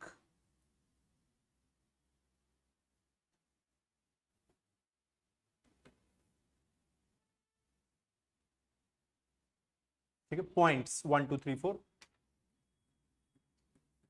ULFA सुना है ये, United liberation front of Assam. जल्दी जल्दी लिखिए. उल्फा. हम सारी ऑर्गेनाइजेशन नहीं लिखे, कुछ बस ताकि आपको आइडिया लग जाए. ULFA, united liberation front of Assam.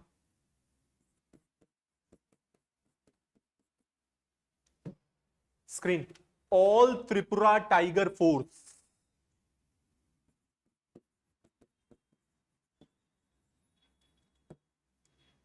Screen. Al Qaeda,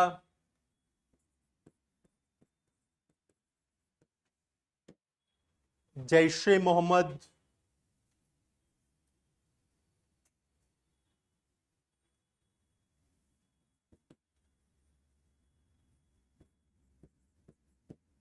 Lashkar Taiba,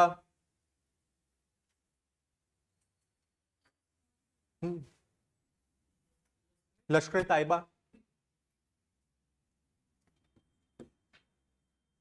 NSCN, nationalist socialist council of Nagaland. Nationalist socialist council of Nagaland.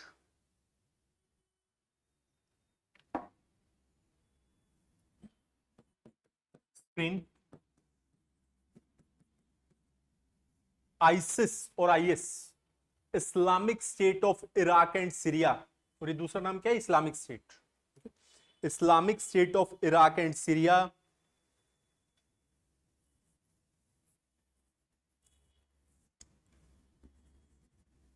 Eighth, Babbar Khalsa international. लिख लेंगे, बब्बर खालसा इंटरनेशनल. लास्ट, खालिस्तान जिंदाबाद फोर्स. खालिस्तान जिंदाबाद force, etcetera etcetera.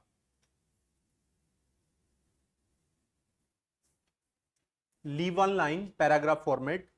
A sovereign nation can only remain sovereign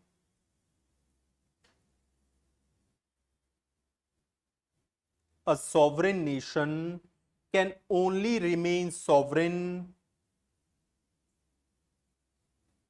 when it has the ability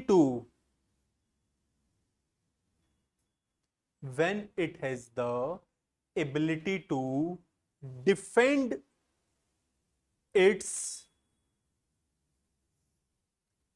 territorial integrity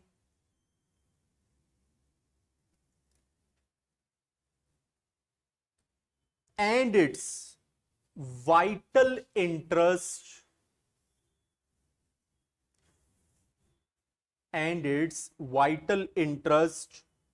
with all its means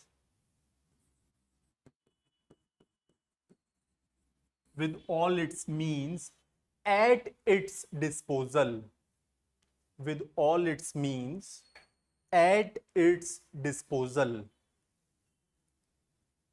This is what sovereignty is all about.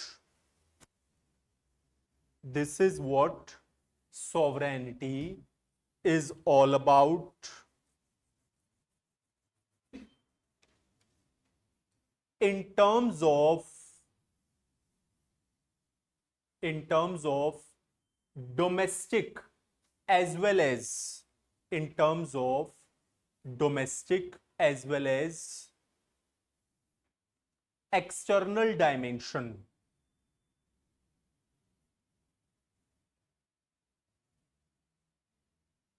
Leave two lines, give the subheading. Role of state and non-state actors. Next topic है हमारा role of state and NSA, non-state actors. ठीक है, हाँ subheading दोनों को short form बना लो, SA और NSA. ठीक है. State actors are those SA. State actors are those which are playing an significant role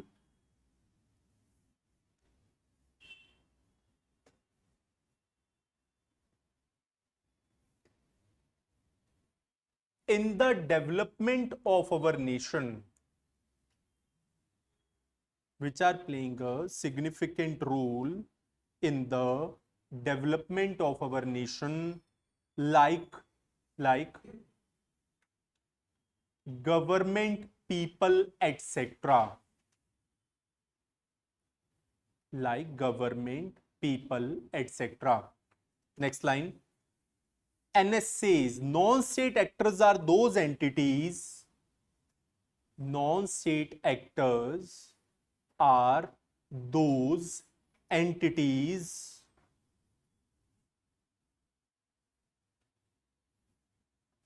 who are creating a hindrance, or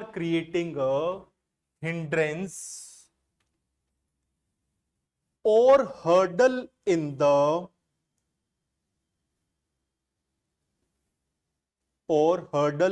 the development of our country.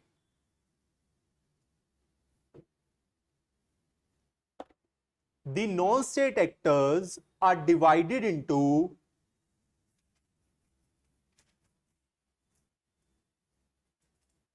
two categories. Non-state actors are divided into two categories. First point बनाइए.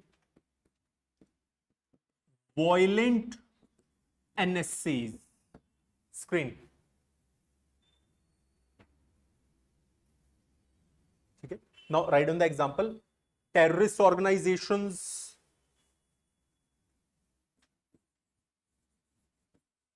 drug cartels. Screen. Terrorist organization, drug cartels, etc.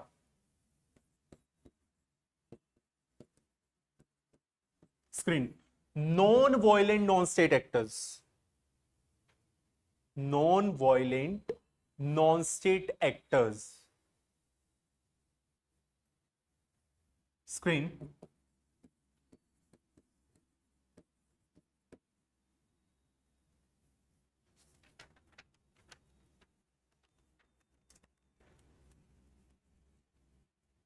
ठीक है.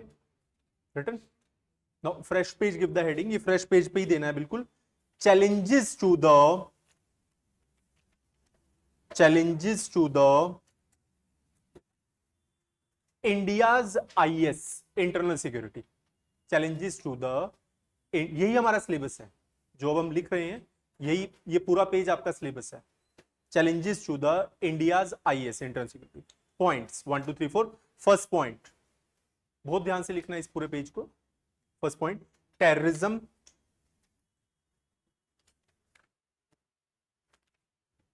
plus reasons for the spread of terrorism,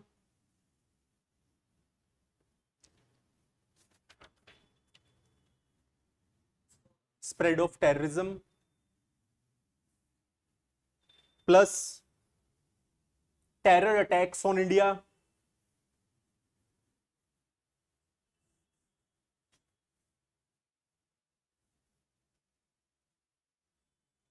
plus administrative framework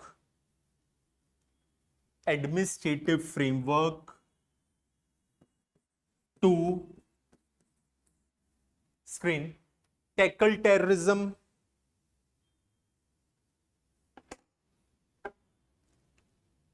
plus legal framework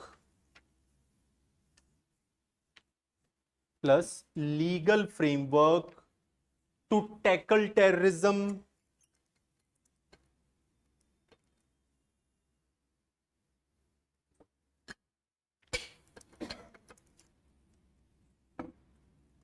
plus crisis in valley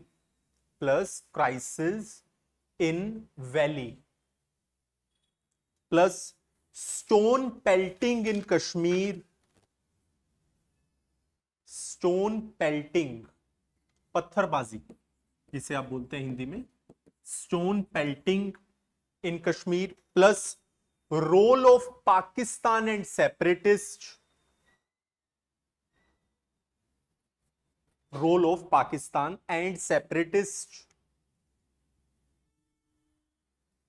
and the most important topic, plus capital में लिखना है आफ्पा, सबसे important topic है ये अपने syllabus का।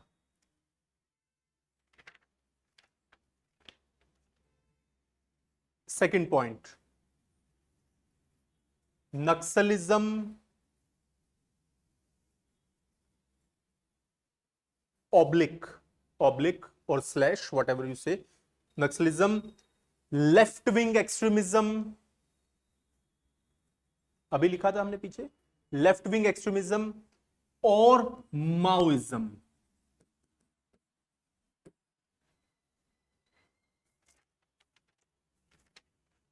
How many topics? 2. Third, insurgency, screen, insurgency in our North east,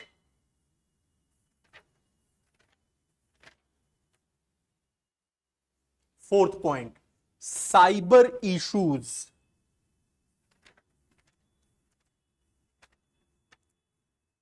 fifth point, organised crime,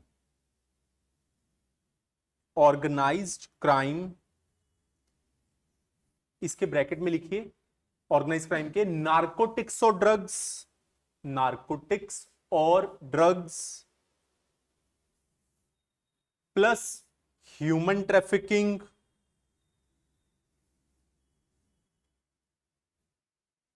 plus organ trafficking,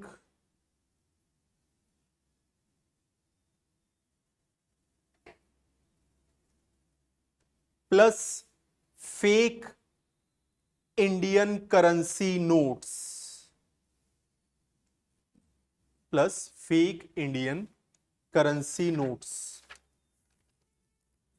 how many points? 5. 6 point, communalism और communal violence,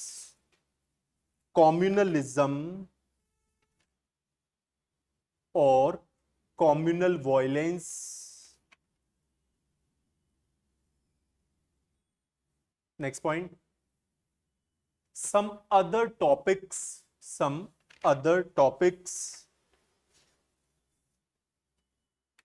और लीव 2 लाइन्स, एक पॉइंट स्टार मार्क देके लिखिए, security forces oblique screen, central armed police forces, security forces oblique, आराम से लिखिए, CAPF, central armed police forces, जिनको पता है वो ना लिखे full form, okay, CAPF oblique paramilitary forces.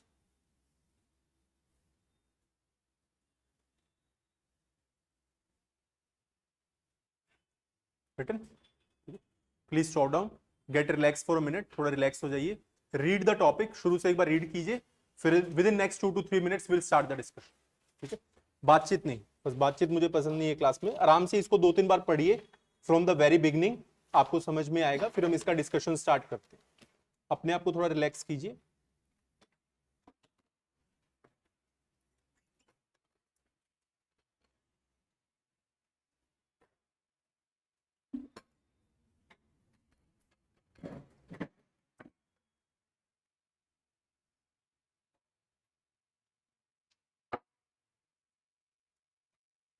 Fastly take a reading of what we have written.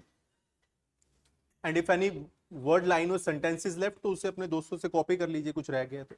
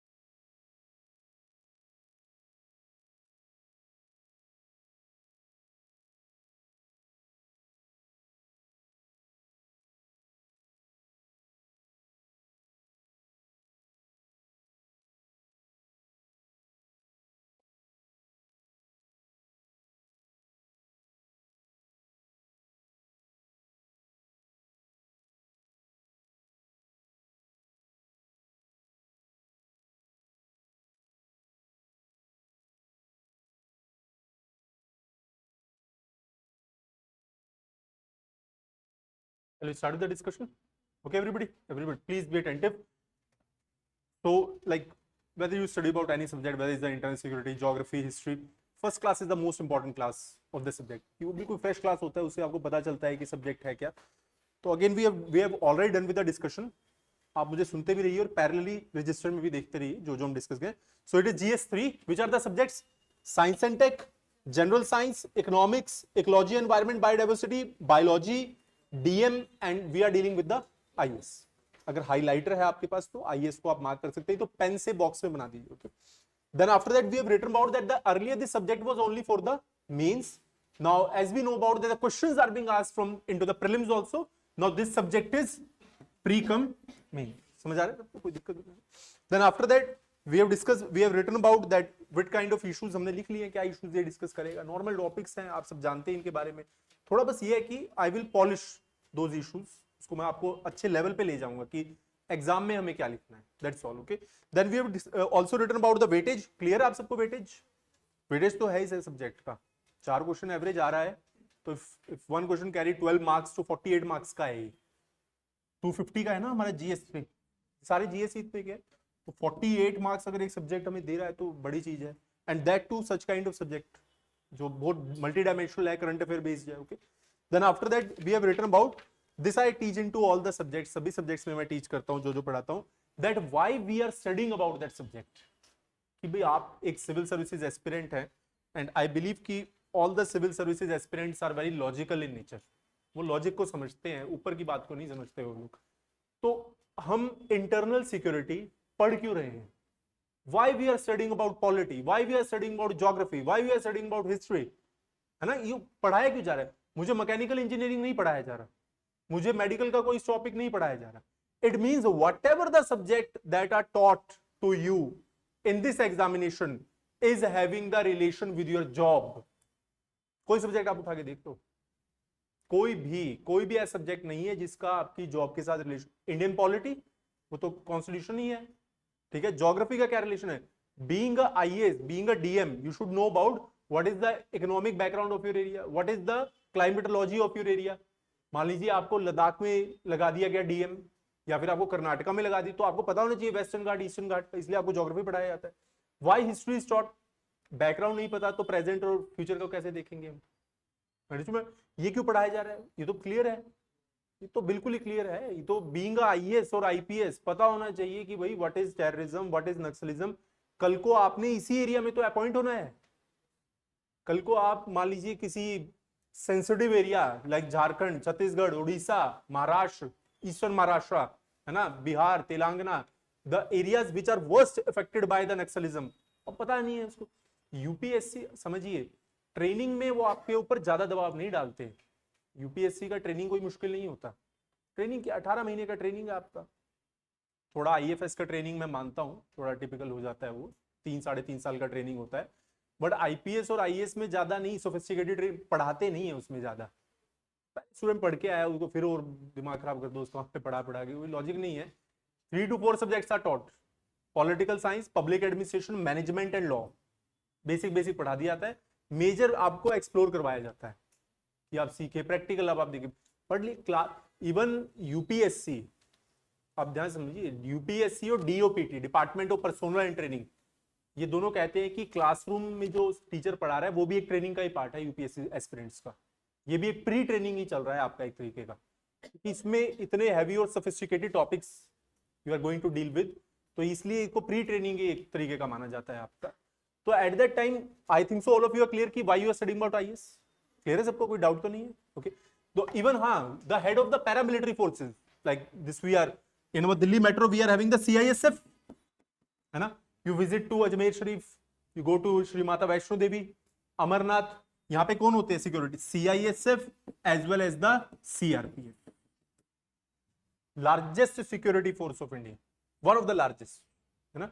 और भी आपको पढ़ाएंगे, जैसे मैं कुछ एडिशनली पढ़ाता हूँ। एसपीजी हो गया, security of the prime minister, SPG. NSG आपने सुना होगा, नेशनल सिक्योरिटी गार्ड, ये सब हो गया। BSF, first wall of defence to the Indian territories. ये सब forces, the forces which are coming under the MHA. बस एमओडी वाला हम नहीं पढ़ते कि उसका जो स्ट्रक्चर है वो नहीं पढ़ा गया। I think so all of you are clear with the why the subject is included. Clear है? After that we have written about the departments as well as the division. ये भी एक छोटा सा टॉपिक आप समझ लीजिए। एवरी मिनिस्ट्री, वैसे what I am going to teach you, this topic is of governance and public administration optional. बहुत बड़ा टॉपिक है वैसे।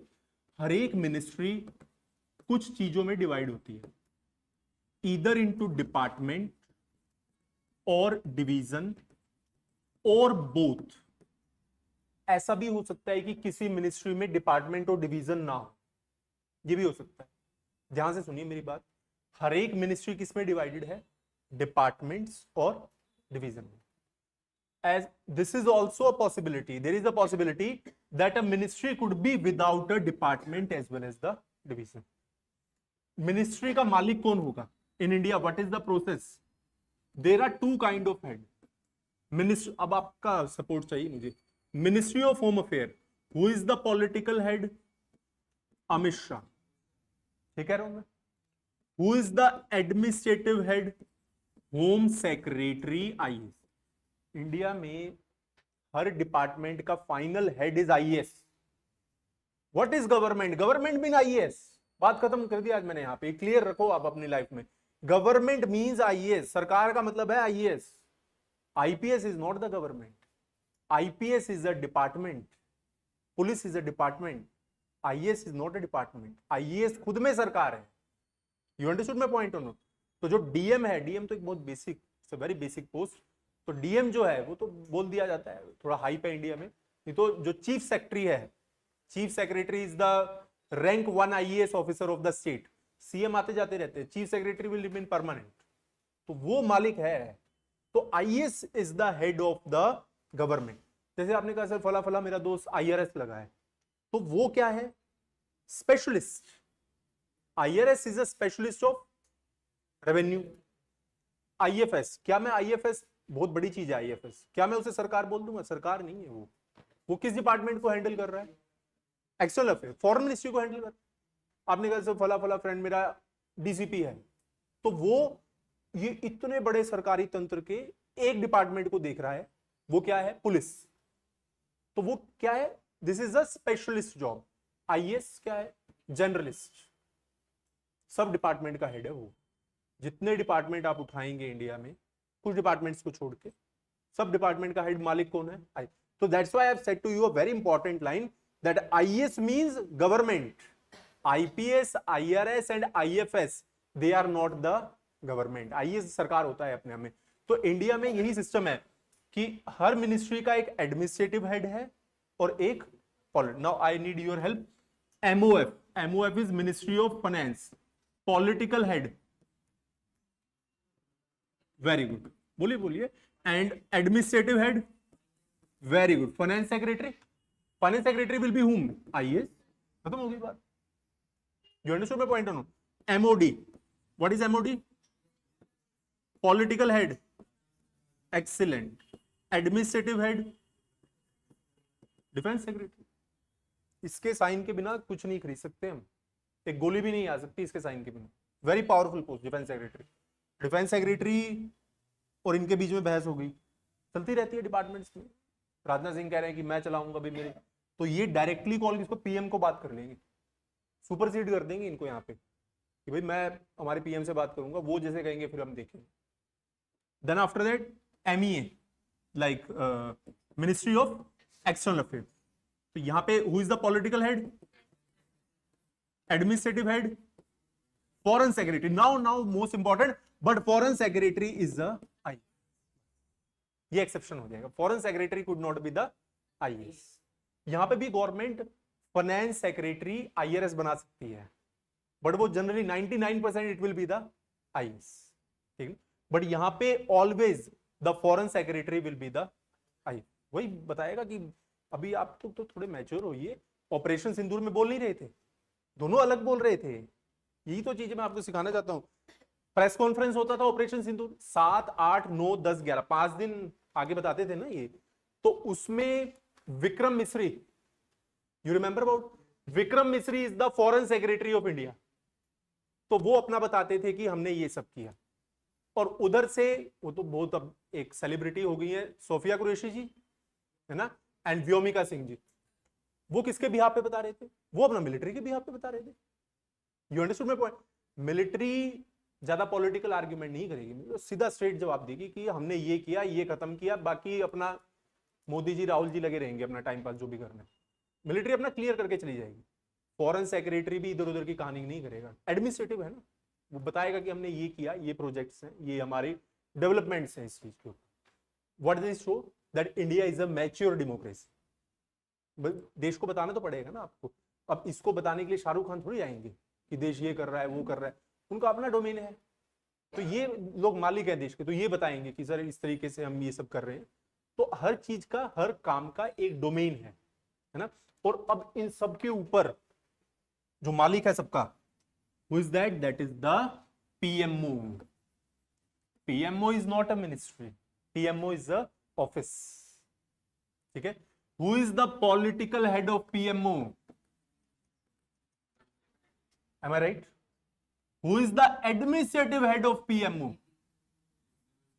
Very good. Principal secretary to principal secretary इन सबके ऊपर है। और प्रिंसिपल सेक्रेटरी के ऊपर कौन है? Rank 1 IAS officer of India, that is cabinet secretary. But who is more powerful? Principal secretary, क्योंकि cabinet secretary is the secretary of the entire cabinet and principal secretary is the secretary of prime minister. तो वो सबके decisions को overrule कर देता है, सारे decision वही लेता है मेजर। जैसे डिफेंस सेक्रेटरी की अपनी पावर है, वो लेगा अपने डिसीजन, बट अगर कोई मेजर डिसीजन है तो फिर वो किसके पास जाएगा फाइनली? मतलब prime minister will not do any work without the consultation of PS to PM। मतलब in India PS to PM, अगर मैं आपको कभी पब्लिक एडमिनिस्ट्रेशन पढ़ाऊंगा तो in India PS to PM is the super PM, PS to PM super PM होता है India में. He is the final authority. He will take every kind of decision. So I think so all of you are clear with the administrative and political. Doubt तो ही रहेगा, याद रखेंगे. Okay. Then after that, now kindly move towards the MHA. We are having the departments as well as the division. Like I have told you about over here. अब जैसे which is the first department?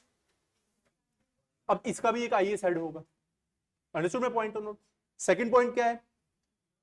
इसका भी कौन head होगा? IAS. But यहां पे IAS के साथ there will be the IPS. Why? Because this is a matter of the internal security. You understood my point और not?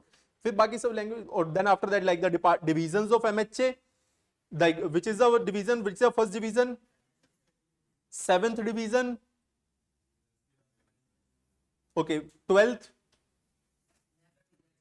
Okay 17th, last. Close. Political and administrative head is clear to all of you? Clear है? Doubt तो नहीं है इसमें? आगे बढ़ते हैं. Then after that we have written about what is internal security. Please read what is internal security. जल्दी से पढ़िए इसे.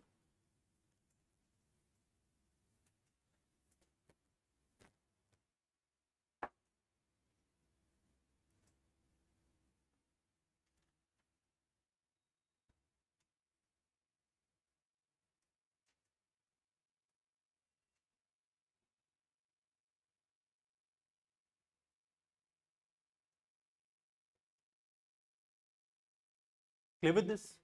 सिंपल डेफिनेशन है. हमें वो लिखना है जो एग्जामिनर को समझ आए. ऑक्सफोर्ड नहीं लिखना है यहाँ पे हमें, तो बाउंसर जाएगा. उसको क्या ऑक्सफोर्ड नहीं चाहिए, उसको चाहिए कि जो आप समझा सके. मैं भी ऐसा लिखवाऊंगा जो आप समझ सके, जो एग्जाम में पेन डाउन करना. Internal security means security of state with in its boundaries, impressing upon the need to maintain law and order and upholding the sovereignty, unity and integrity of India. That's all. Okay. Then we have written about that few countries. ये बहुत बड़ी बात है कि कुछ देशों के पास separate ministry है. In India, who takes care of the internal security? Very good. But there are few countries. जैसे can you give me the example? Afghanistan, Pakistan, Russia is having the ministry of. USA is having the and department of justice. अब इसमें फायदा क्या है? मैं आपको example देता हूं, बहुत अच्छे समझ आएगा. I think so all of you are aware about अभी लॉस एंजलिस में राइट्स चल रहे हैं. You understood? में पता होगा आपको यूएस में दंगे चल रहे हैं बहुत ज्यादा. यूएस में बहुत दंगा होता है, इंडिया से ज्यादा दंगा होता है यूएस में. तो वहां पे राइट्स चल रहे हैं अभी. तो अब वहां पे कौन सा डिपार्टमेंट एक्टिव होगा? Department of homeland security. अब इनको ना डिसीजन लेने में बीच में हर्डल्स नहीं आएंगे. ट्रम्प डायरेक्ट बात करेंगे, डिसीजन लेते रहेंगे. अब इंडिया में एमएचए है, एमएचए में पहले 70 काम आपने दे रखे हैं. तो दैट्स व्हाई बहुत सारी countries they used to criticise India that the ministry of home affair is the most overburdened ministry. कहते हैं कि जो मिनिस्टर होम अफेयर होता है इंडिया का, उसकी 10 साल उम्र कम हो जाती है बनती. आप आज से पहले अमित शाह को देखिए 10 साल पहले, और आज का उनका हाल देखिए. बिल्कुल वो उनके हेल्थ इश्यूज बहुत ज्यादा बढ़ चुके हैं आज के टाइम पे. He is not into that condition. MHA के पास पीएम से ज्यादा काम होता है इंडिया में. अगर आप देखेंगे MHA is having much more work. और हर एक सिविल सर्विसेज एस्पिरेंट का सपना क्या है? कहां पे काम करना है? एमएचए में. पीएमओ जाना है ना. ये कभी भी एग्जाम में हमें ये नहीं बोलना है इंटरव्यू में that I want to become DM, तो हल्की बात हो जाएगी. I want to work in the MHA, PMO. These are the nerve centre of India. ये नर्व सेंटर है. एमएचए का ऑफिसर आईएएस क्या रैंक का होगा वो? आप एक डीएम है किसी भी फला फला जिले, कौन पूछता है? कोई पूछता है. आप कर्नाटका से डीएम है, आप दिल्ली आके कौन पूछेगा? आपको होंगे आप कर्नाटका के डीएम होंगे, यहाँ पे कौन थोड़ी ना आप कुछ.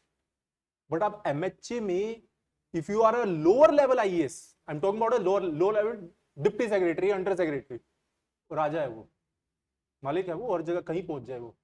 This is like the power what you see centre में. That's why every aspirant is having, not aspirant, every officer is having the ideology कि हम कभी सेंटर में काम करें.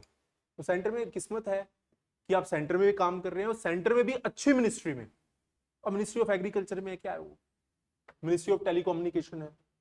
There are many ministry. Ministry of veterinary sciences, ministry of earth sciences होंगे, तो इसमें ही मालिक कौन होंगे? आईएएस ही होंगे. बट इनमें वो बात नहीं है. जो बात किसमें होगी? एमएचए में. फाइनेंस में ही वो बात नहीं होगी. यू अंडरस्टूड माय पॉइंट और नॉट? मिनिस्ट्री ऑफ फाइनेंस में आप क्या बोलेंगे, फंड रोक देंगे हम? ऐसा तो नहीं होगा। Ministry of finance, external affair, इनमें भी वो बात नहीं होगी। जो आपको पावर किसमें मिलता है, एमएचए में। और if you want to enjoy the infinite power तो आप पीएमओ में बैठिए। पीएमओ में तो there are like 21 IAS officer, बस वो स्टाफ है उनका, तो वही like they are playing a very crucial role, मतलब वो तो पूरा बहुत पावरफुल होते हैं। तो that's why like they have created in India MHA is having the power to declare any organisation as the terrorist organization under the UAPA. Which are the declared terrorist organizations are like Ulfa, then next Jaish-e Mohammed is a bone of contention. Major terrorist attacks, Pulwama, ये सारा जैश का आएगा। Okay. Then after that Lashkar-e-Taiba, NSCN, ISIS, Babbar Khalsa, Khalistan, ये सारा आपका पंजाब का जो terror outfit वगैरह हो गए। Then after that we have written normal thing. Please read what is state actor and non-state actor.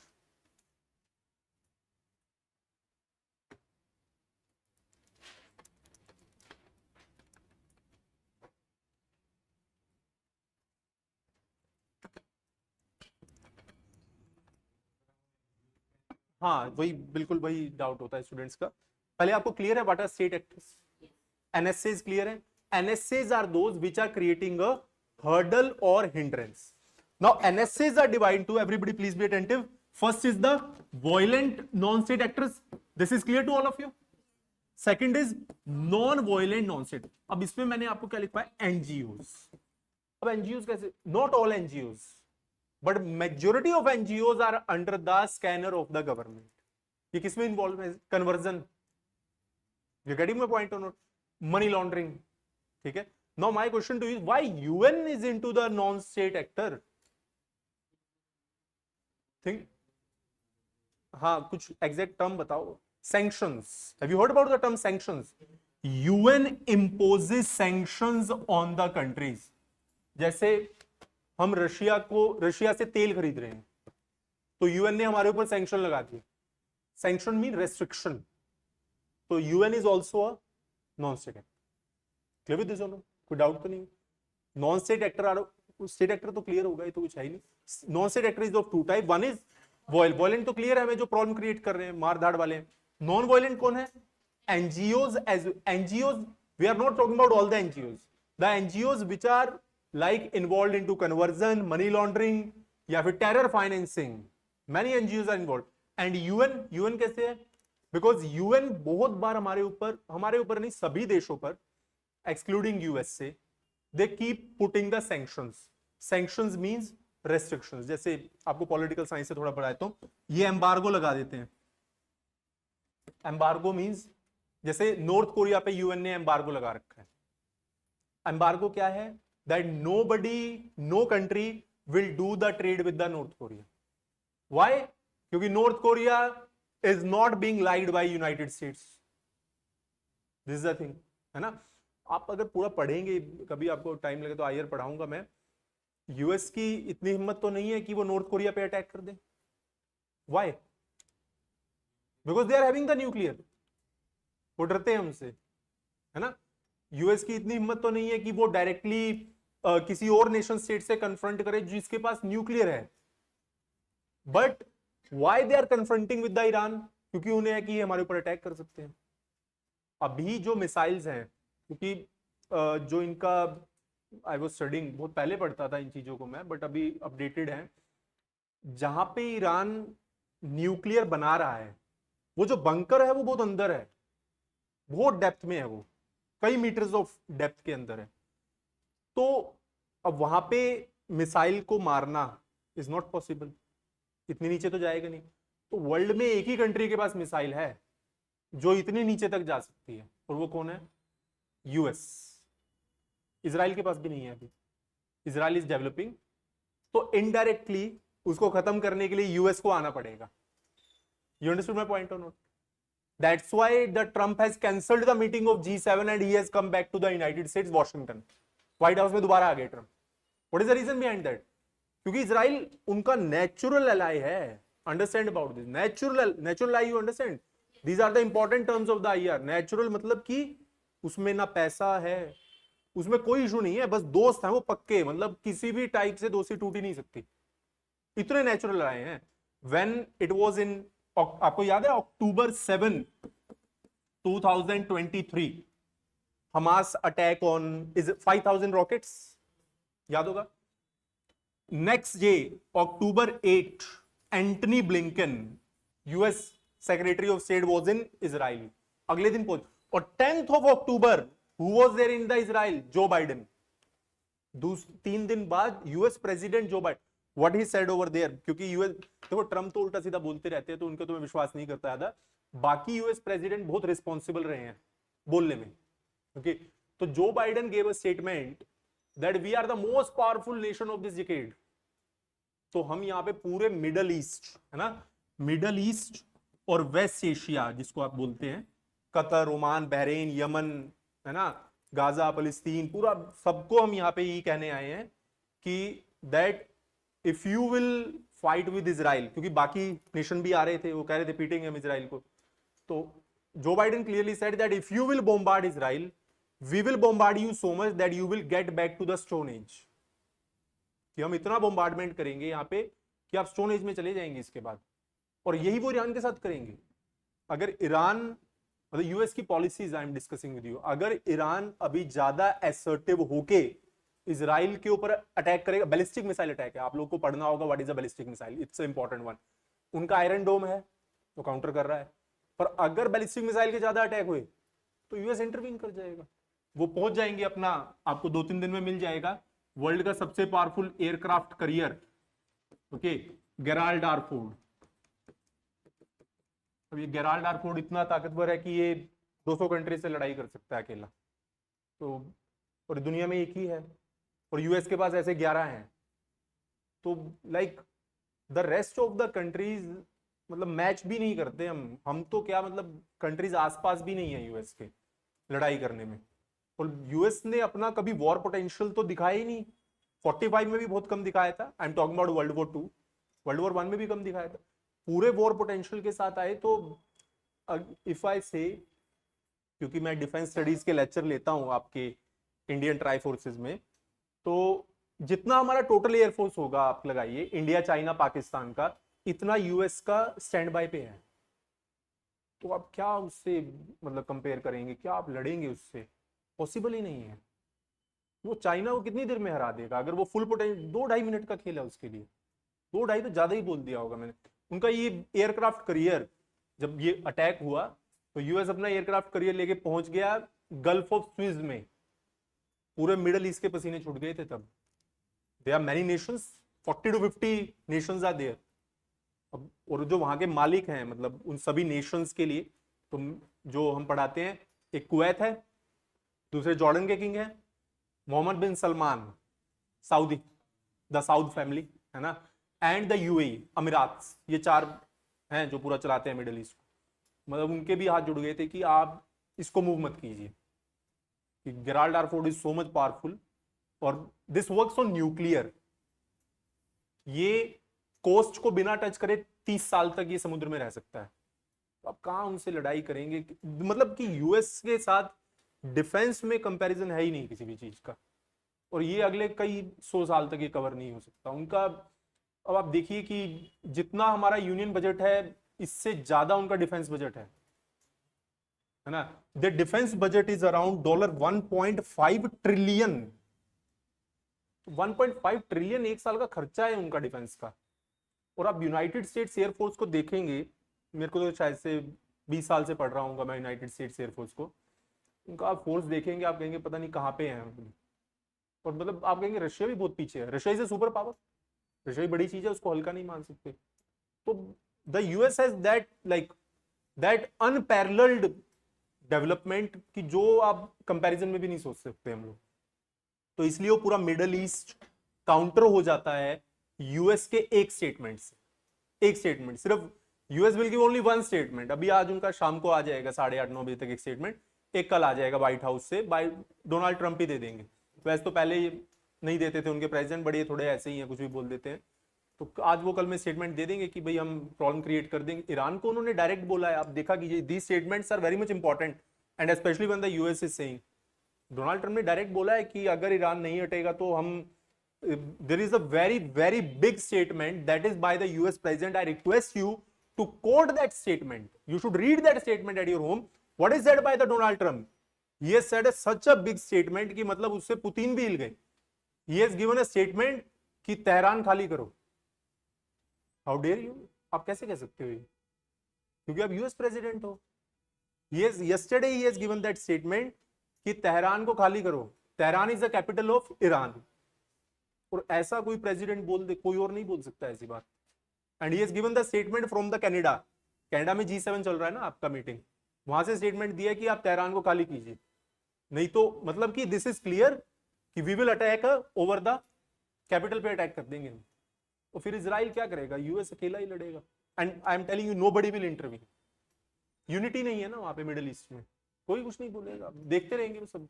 South family है जो सबसे बड़े मालिक हैं वहां के, वो उनके लॉयल हैं यूएस के. तो this is like create such a kind of vicious circle कि उसमें हैंडल करना बहुत मुश्किल है. That's why like we have written about the violent as well as non violent. Kindly see the syllabus, challenges to the India's internal security. Read the first point by yourself.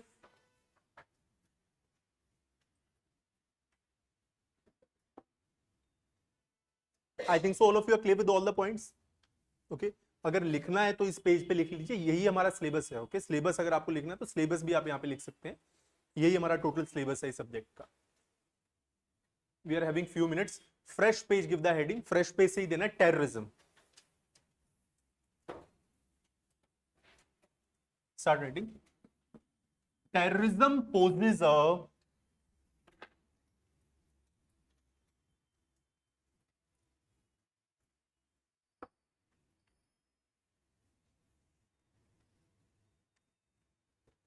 significant threat to the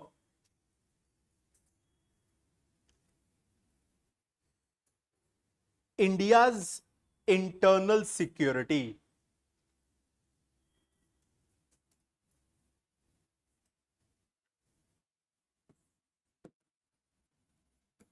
It is aided by the screen.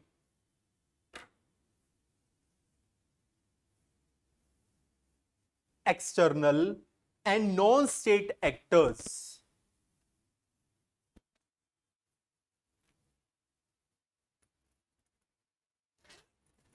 which has been continuously affecting the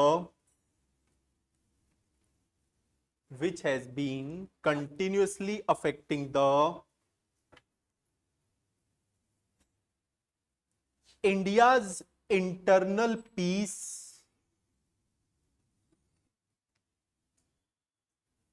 security and sovereignty.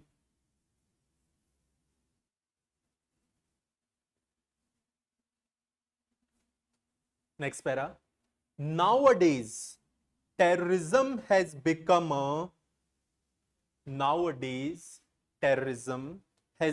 a global phenomena.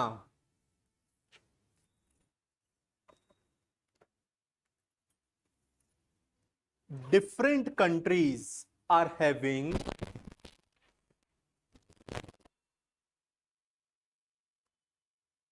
different viewpoints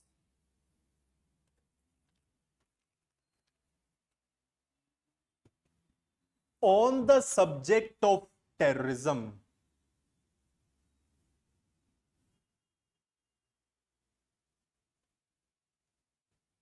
Entire line in capital words and inverted comma. A person who is a terrorist, ध्यान से लिखेंगे, a person who is a terrorist for one country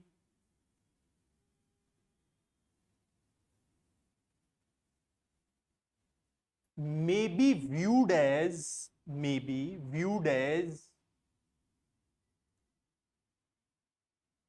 freedom fighter in another.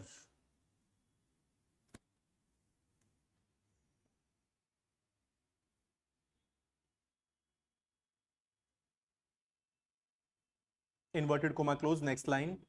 So we do not have a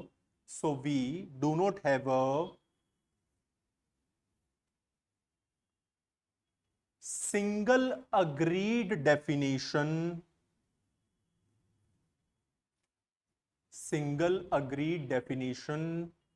on terrorism.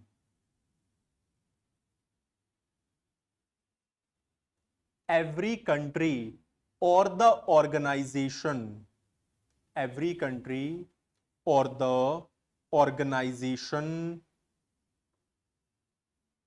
has employed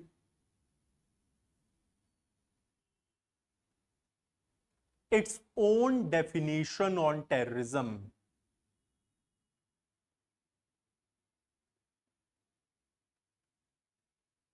Like CBI, screen, RNAW, CBI, RNAW, FBI, and many other organizations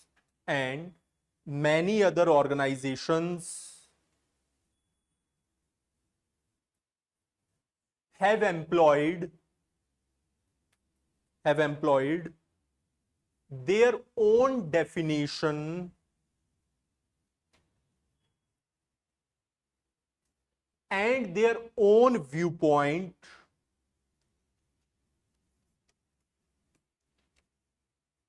on the subject of terrorism. ठीक है, please shot down. Up to this will be doing today. If you get the time 5 minute के लिए एक बार इसका reading ले लीजिएगा. Okay, कल हम इसको आगे फिर बढ़ते हैं. Thankful to all of you.